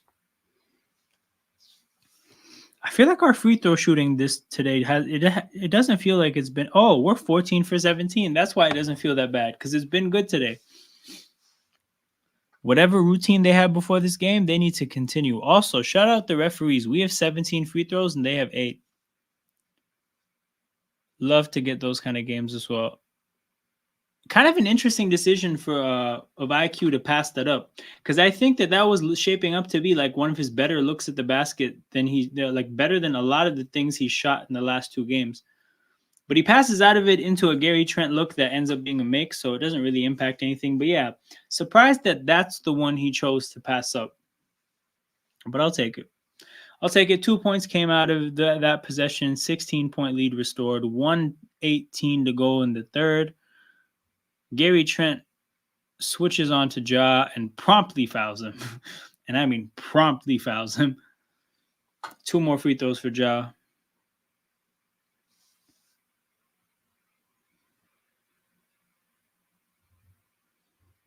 Ja seems to be loosening up that right shoulder of his. We'll see if he misses a free throw.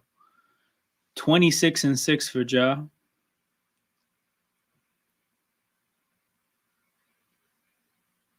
Nope, seems like the shoulder's fine.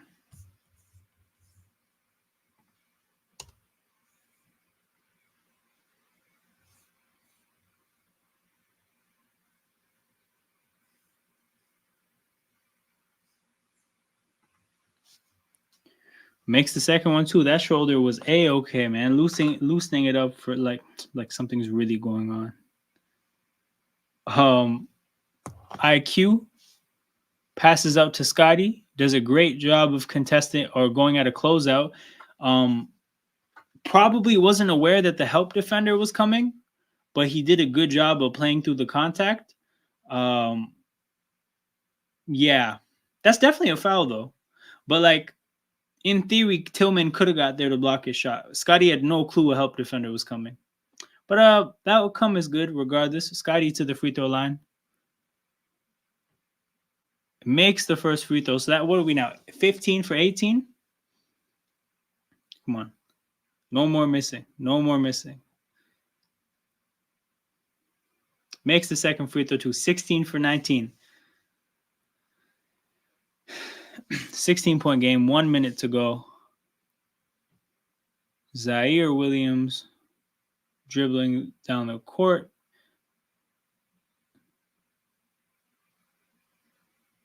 A lot of that possession was Xavier Tillman wasting time in the high post area. Oh my God. Why is Luke Kennard that? I mean, at least he's missing. But again, that's the only thing you have to respect with Luke Kennard. Quickly, deep three. Oh.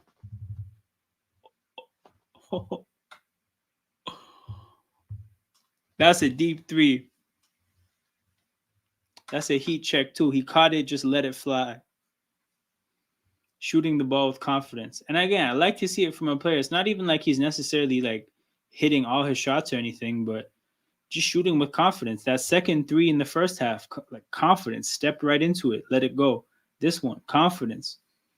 It's a beautiful thing to see. 17-point game, last possession of the third. He got the switch. Tillman, step back three. It's short. Tillman did a good job of staying in front of him. Good contest from Tillman. 17-point game. Man. What are our numbers? We're shooting 11 for 21 from three.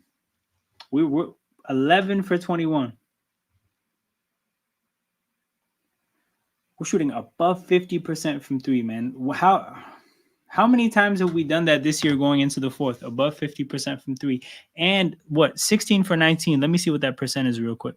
84% from the free throw line. We haven't really shot like this going into a fourth in a long time. It feels good. It feels good to not have to worry about like the simple things of basketball. Like when good looks happen from three, we're making shots. Like when we get to the free throw line, the ball just goes into the basket at like a respectable rate. It's a pretty clean game from us. Only 11 turnovers. We're hitting the glass. We're out rebounding them by 6 rebounds. I know. So the thing is like Memphis is on the second night of a back-to-back, but like we're doing our part in making sure that impact is something they pay for. Because it's obviously not like a second night of a back-to-back is a guaranteed loss. It is a decent chunk of the time, but it's not like it's a loss a decent chunk of the time, but it's not guaranteed by any means. And Memphis has been a good team since Ja's been back from suspension. So, yeah, we're doing our part in making sure that their shooting woes is something they pay for. It's just, it looks like good basketball from Toronto. I can't believe that that trade has had this much of an impact. Because again, like the way we were playing, let me see what our average was or what our average is after just one game. Because to be honest, I didn't expect this much of a change this quickly. I expected there to be an uptick and then something that kind of like gradually builds. Hey, where's my guy Georgie? Smash the Grizzlies. That's what's happening. That's what's happening, Georgie. We're a fun team to watch again. We're a good team again, kind of. So far, it's early. It's early. We're not going to draw too many conclusions from 7 quarters of basketball, but again, I'm invested in these games again. I'm actually looking forward to the next one. But yeah, like Georgie, I'm assuming you're watching, bro. When's the last time you've seen a player shoot that shot that quickly just shot? Like when's the last that? I mean, Fred VanVleet's probably the answer, but it's been a while. It's been a while since somebody stepped into a three that deep with confidence and shot it as like an exclamation point to a run too. That kind of wasn't like in the middle of nowhere either. Like again, like those are big threes. The one in the second quarter and this one, there were exclamation points on runs. But yeah, 5 for 8 for quickly from 3. I think RJ got a opportunity to rest a lot in that quarter, so he should be fresh for the fourth. And I'm trying to see the rest of the lineup on the floor. Also, Georgie, if I have this correct, it's like 4 in the morning your time, right? Scotty Barnes open from 3, misses. Boucher can't get the rebound.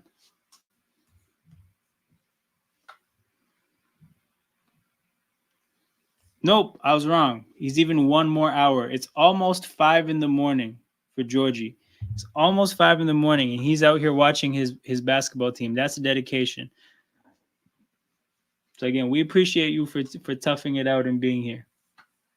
Georgie, for me, when I watch like football in Europe, I have to get up early, which is a little bit of an inconvenience, but like even that feels like a lot. So to stay up this late, I can only imagine. But that's why we appreciate those fans the most.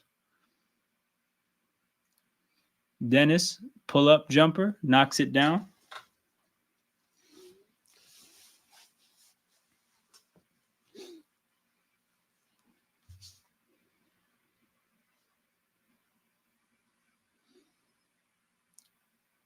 I don't know why Ja picked up the dribble there.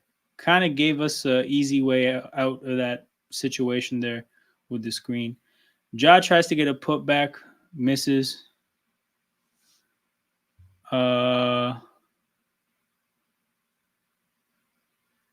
Scotty Barnes tries to bully Tillman, misses. Boucher with the putback. Time to Shine says, by the way, shout out Time to Shine. Another one that's up early. Another one that's, up, yeah, well, up late, but like early in the morning.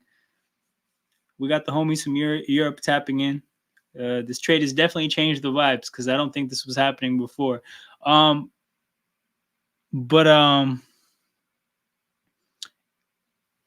I think the Maxi upside is there. So you know what it is, right? The upside is there. I just think he's actually really far off when it comes to what Maxi can do around the basket. I think the upside is there for him to be the player that Maxi is, and almost all like. Sorry, no, I already said the upside is there. I think it's pretty likely he becomes what Maxi is in a lot of other parts of the court. But I just think that it actually would take so much growth for him to match what Maxi is doing around the basket right now. But then again, but if he does that, then yeah, it's kind of like the same player. And these teams are trading baskets here. Corner 3 from Memphis.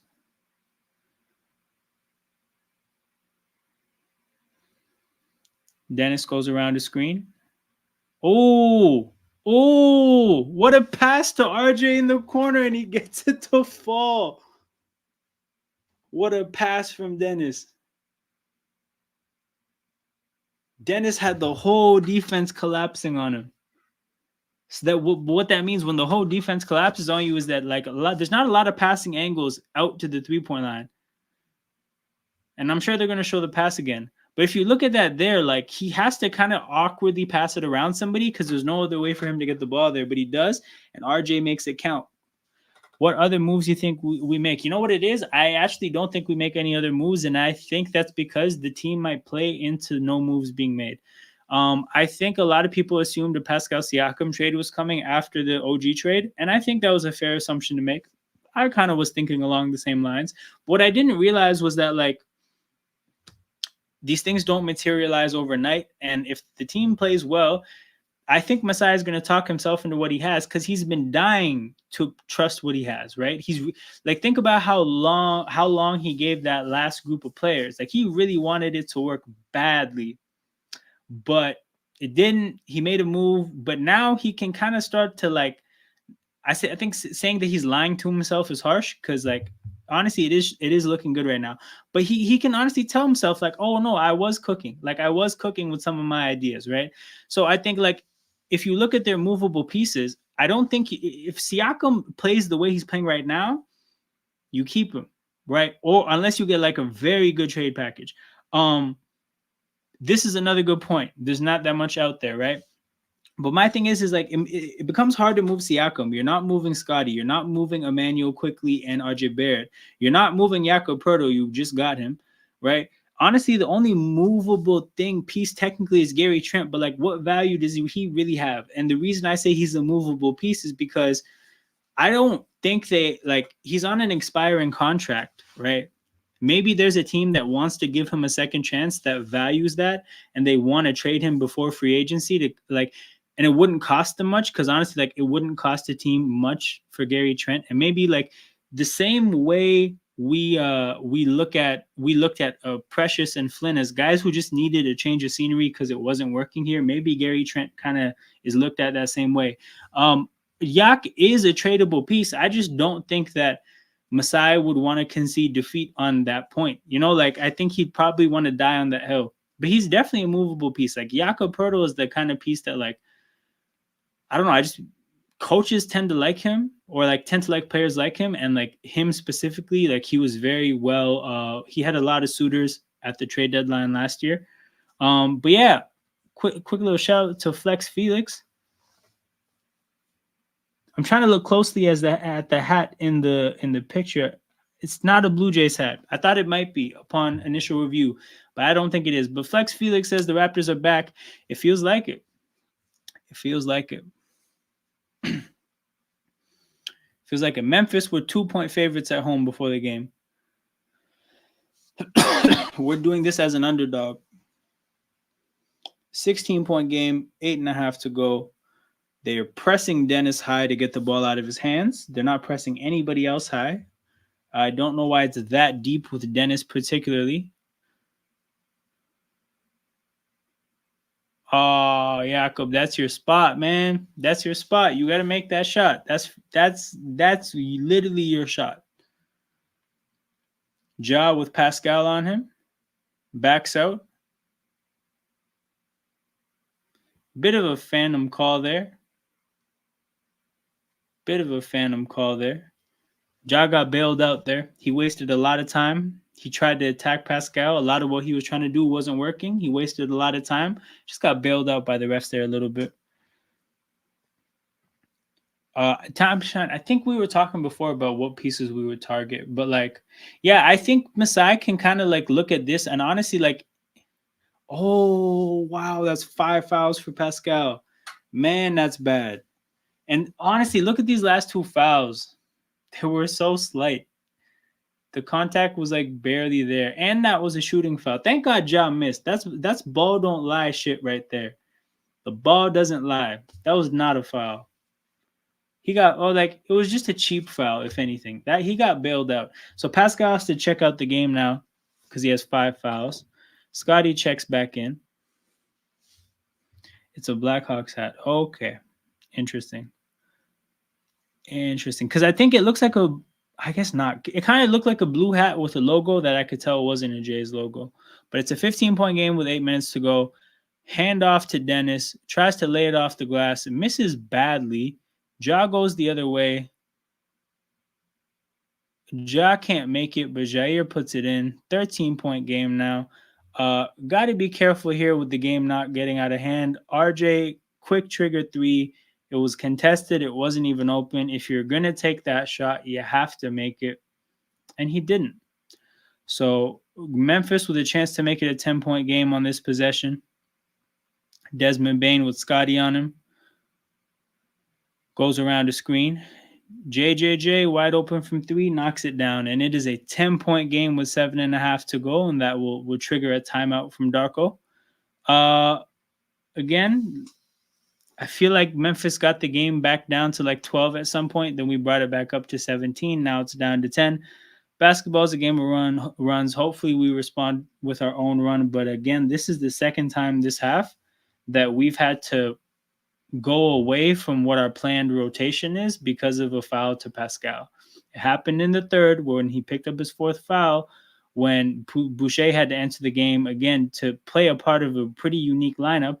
And clearly that kind of threw things off a bit. As is, when you play three players as small as Gary, Trent, Dennis, and IQ, your front court is a pretty important part of your team. And then when you have to sub out one half of your front court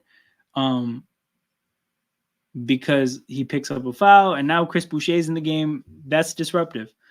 Here again, we have our lineup out there that we want. I think the lineup you would call it, I guess, Quickly and Scotty resting with the backup guards in the game. But yet again, Pascal has to exit the game earlier than he wants. Scotty has to check back in. So if you look at it like this, Scotty's played 32 minutes. There's about 8 minutes left in this game. Scotty's probably not going to play the entire rest of the game because that would put him up to about 40 minutes. Now, granted, he might do it. But yeah, it's just not ideal because it's not even about whether Scotty can or can't do it, right? But at the end of the game, in crunch time moments, when a guy has like 39 minutes on his legs, that's just not ideal. And it seems like once again, StreamYard has decided to play games with me and that my camera is frozen, but my audio should be good. That's usually what happens. And it'll clear itself up. But yeah, when this happens, I can't even necessarily put comments on the screen either. The shit high key pisses me off. But yeah. Looks like we might have a good finish down the stretch. I think I'm back. But yeah, it kind of feels like the Cleveland game where it felt like it could have been a much easier game and then we made it difficult a little bit. Feels like we're doing that again. Hopefully the result is the same. Hopefully it's a win. But hopefully it's a little bit easier to sit through as well because the end of that Cleveland game was stressful. Longest road winning streaks versus Western Conference opponents. We've won 5 games in a row in Memphis. I did not know about that. That's a very strange win streak. But yep, 10-point game. Looks like IQ was back in the game. Looks like IQ is in for Gary Trent. 7 minutes to go. Oh, you see, he just the looks around the basket are not falling for him. And again, I don't know his game well enough to know whether that's a thing that's just going to start falling or not, but it feels like that's a weak spot. But if you watch what happened there, right? As soon as Maxey goes around the screen, Jaren Jackson Jr. comes flying out because he knows he has to respect the three-point shot. And IQ gets around him very easily as a result. He just can't finish the look. It's tough. But it looks like Pascal's checking back into the game. Mind you, this is a cool, I'm not joking. This is about 40 seconds of basketball after he checked back out. But he has to check back in. Why? Because the game is trending in the wrong direction. We need all hands on deck right now. At least we got to turn the tide in the game a little bit before we can worry about fouls and whatnot. But yeah, Pascal, 7 minutes of basketball left with 5 fouls under his belt. Memphis is on a 10-0 run in 2 minutes. A 10-0 run in 2 minutes. Pascal loses the dribble. Jair falls on it. Memphis goes the other way. It's a fast break. Marcus Smart gets blocked by Jakob Poeltl. Marcus Smart's complaining for a goaltend. That is hilarious. That is so far from a goaltend. Pascal, nah, man. The falling fadeaway as your first shot back on the court after being subbed out is not the way. I mean, get an easier look before you go for the super high difficulty stuff. Now he has to take another jumper because it's the end of the shot clock. He put that one in. Boy, we needed that one.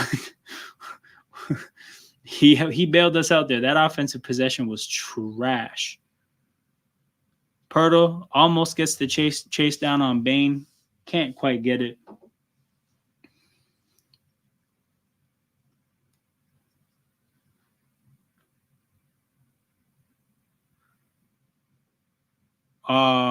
Quickly was looking for Jakob Poeltl as the roller there. You could see he adjusted the ball in his hands and he looked to his left as if Jakob was supposed to be there, but Jakob actually tripped before he could roll.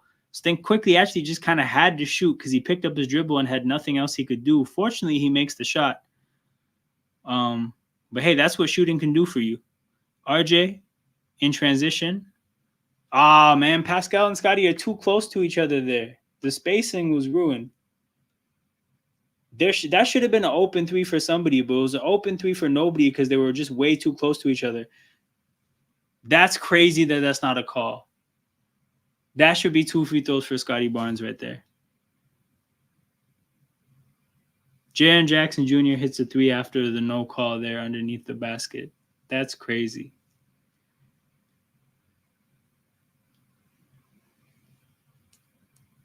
Because that's the thing. I got to see a replay. I swear he hits his arm while Scotty's shooting. IQ Barrett shoots the 3, misses. But I don't know. I don't know if you last 2 Barrett 3s. I don't know if he needed those shots. Especially he's not really on a roll shooting those kind of shots. I don't know. Sloppy defense from Barrett there. Look, Barrett had a good first half. The second half has not been good. Santi Aldama to the free throw line.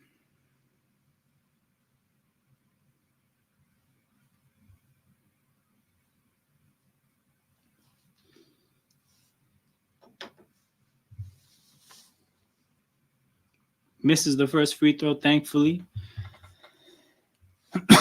Ja's checking back in the game. So this run has happened without Ja, mind you. Hopefully he shows up and just kills the ball movement. That's what I'm hoping for. Hopefully he shows up and their offense stagnates.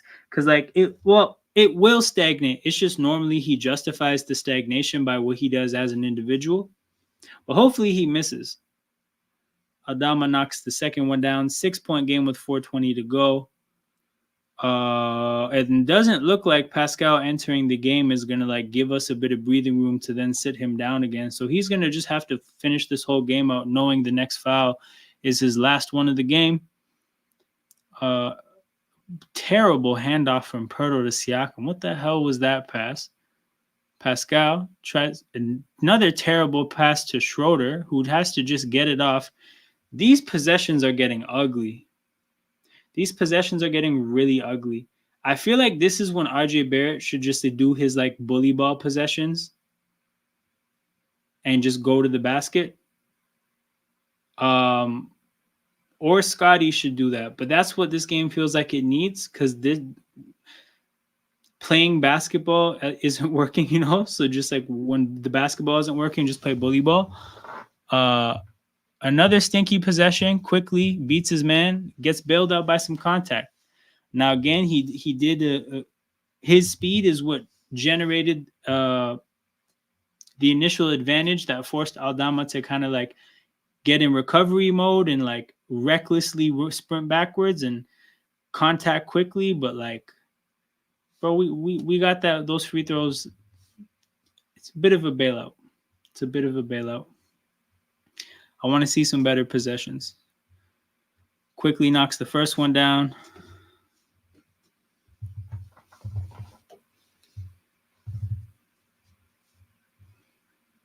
24 points, 5 assists from Quickly.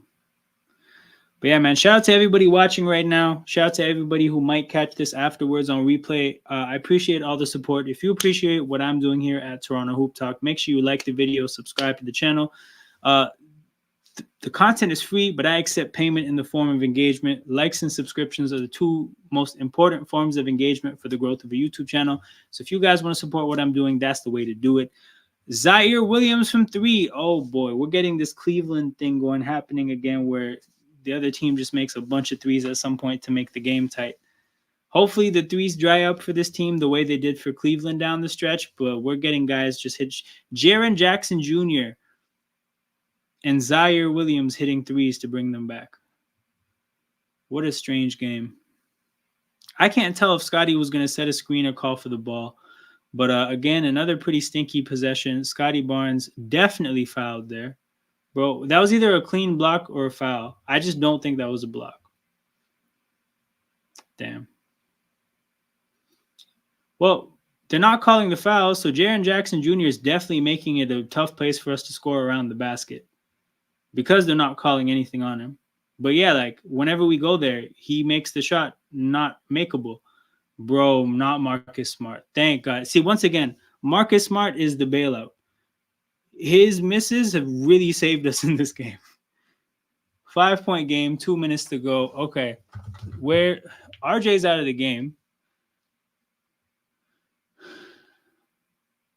Dennis was entered the game. Josh swipes the ball out of bounds.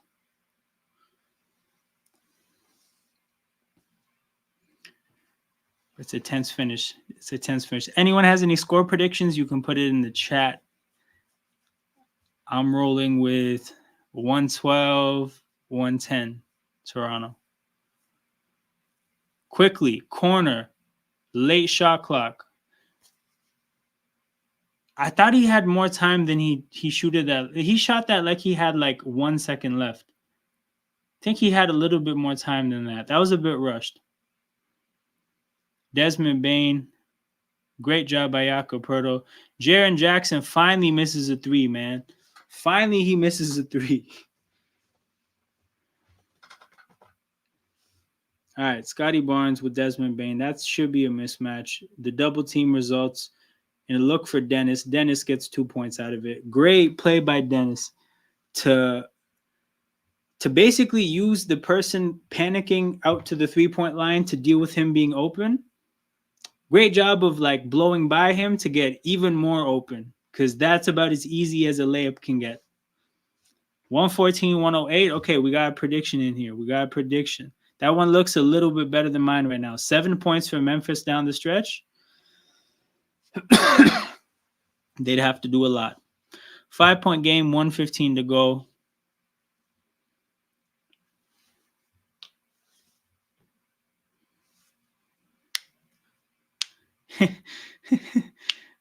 Man, if Quickly shot that. Scotty posting up Bain again. He's waiting for the double team. The double team comes pretty late. He spins out of it. They finally call a foul. Finally, they call a foul. If they are complaining about this, they're super unreasonable because this has been coming. I think this angle is going to show it better. I think Scotty was looking to dump this off to Jakob after the double team came. I think the double team came from a spot that he wasn't expecting, though.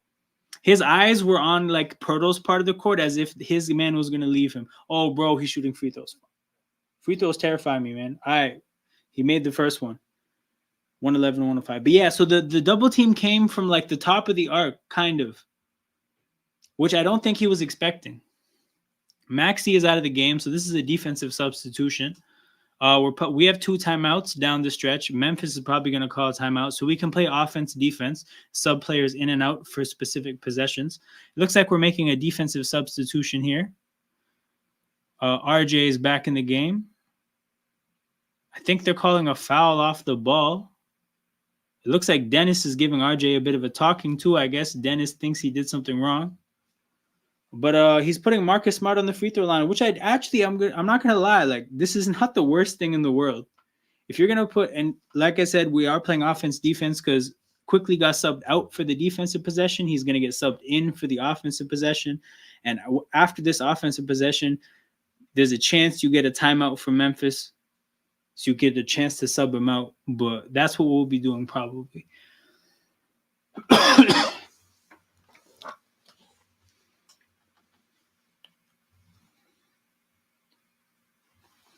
RJ's out the game. Quickly's in the game.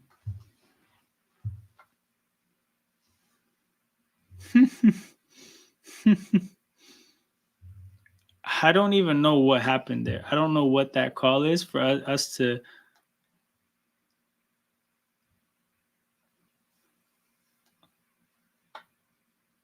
I guess they weren't set. I don't even know what happened there. But he only gets one of the free throws. And like I said, Marcus Smart.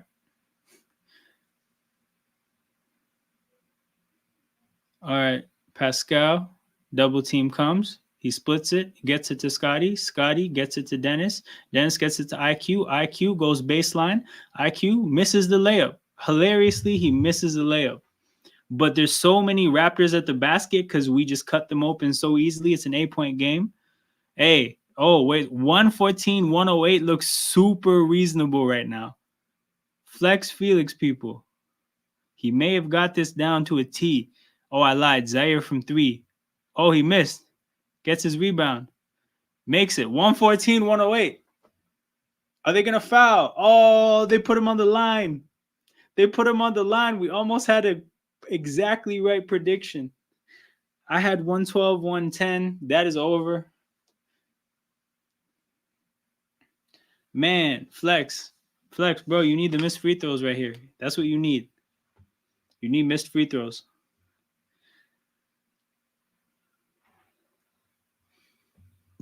Well, the game didn't go as smoothly as it should have gone. Obviously, there's things to look at, and you could say they have to improve. But obviously some positives as well. Still not a complete game. We can still play better than this. He made a free throw, bro. The prediction's done. Damn.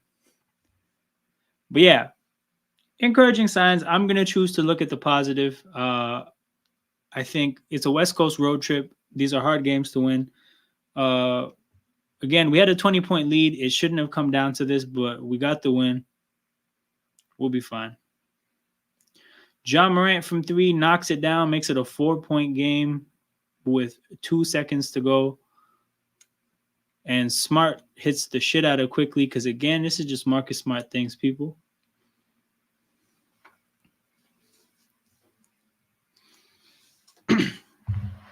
With 0.9 to go. Out here just putting elbows and forearms in people's faces, man. Can you imagine if something happens too quickly? You know how upset we would be?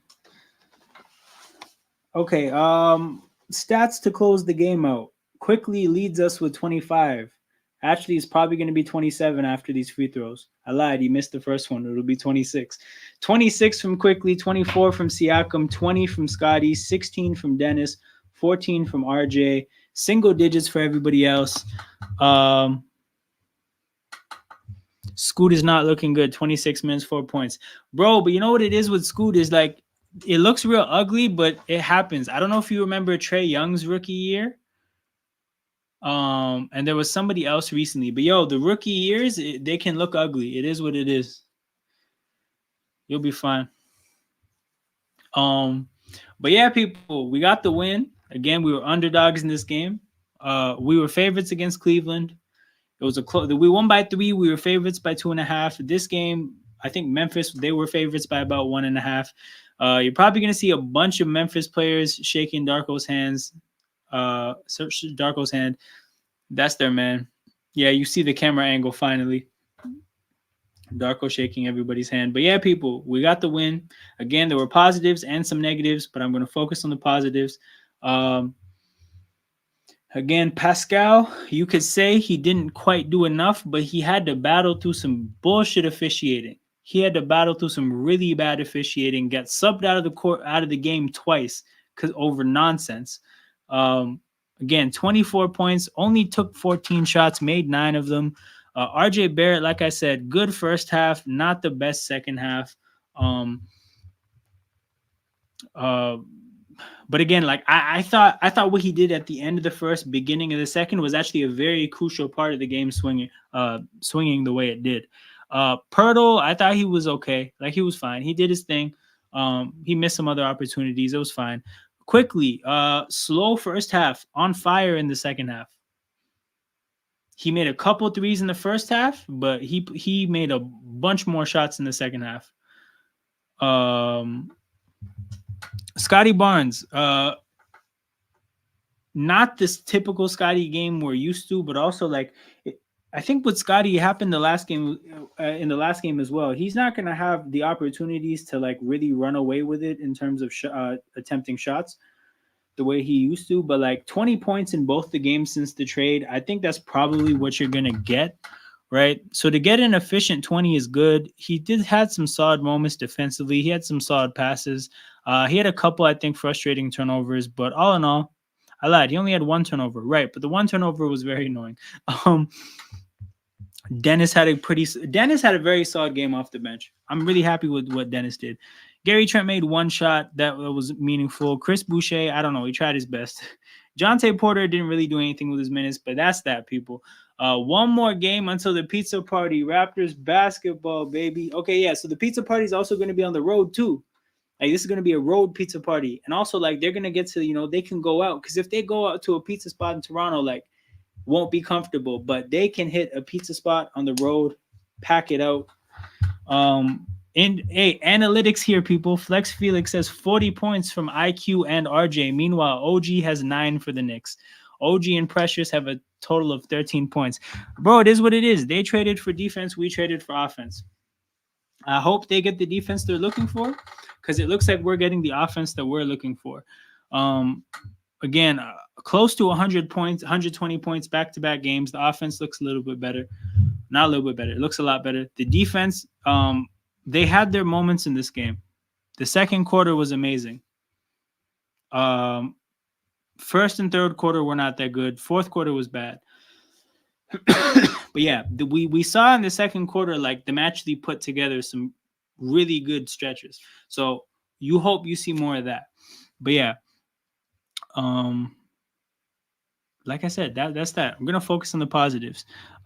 Next game is Friday against the Kings. I will probably do that, but I might not. We're gonna see. I wonder what dirt Masai had on the Knicks GM to take Dumb and Dumber along with OG, bro. You know what it is? Like the Raptors must have had a very strong like countersuit position with the lawsuit. They probably had a really strong countersuit, and they sent their lawyer and they said, "Look, we're either going to sue you in court like this, or you can accept this deal." And then the lawyer FaceTime Masai. Masai answers.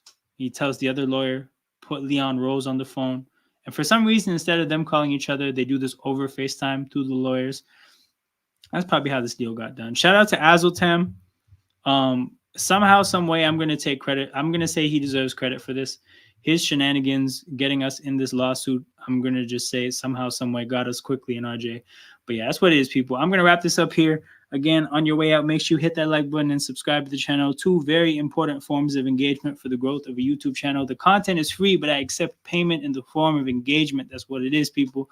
I'll catch you guys around probably on Friday. But like I said, subscribe to the channel so that you get a notification when I go live, because sometimes I do that shit spontaneously. But yeah, man, keep your eyes peeled because we will be back. There's a lot to talk about. The vibes are good. Peace out, people. Oh, and like Giovanni said here, Happy New Year. Also, Gio, it's been a minute. Haven't seen you in here. I'm sure things are more fun to watch and talk about. But yeah, like I said, people, I'm out of here. Peace.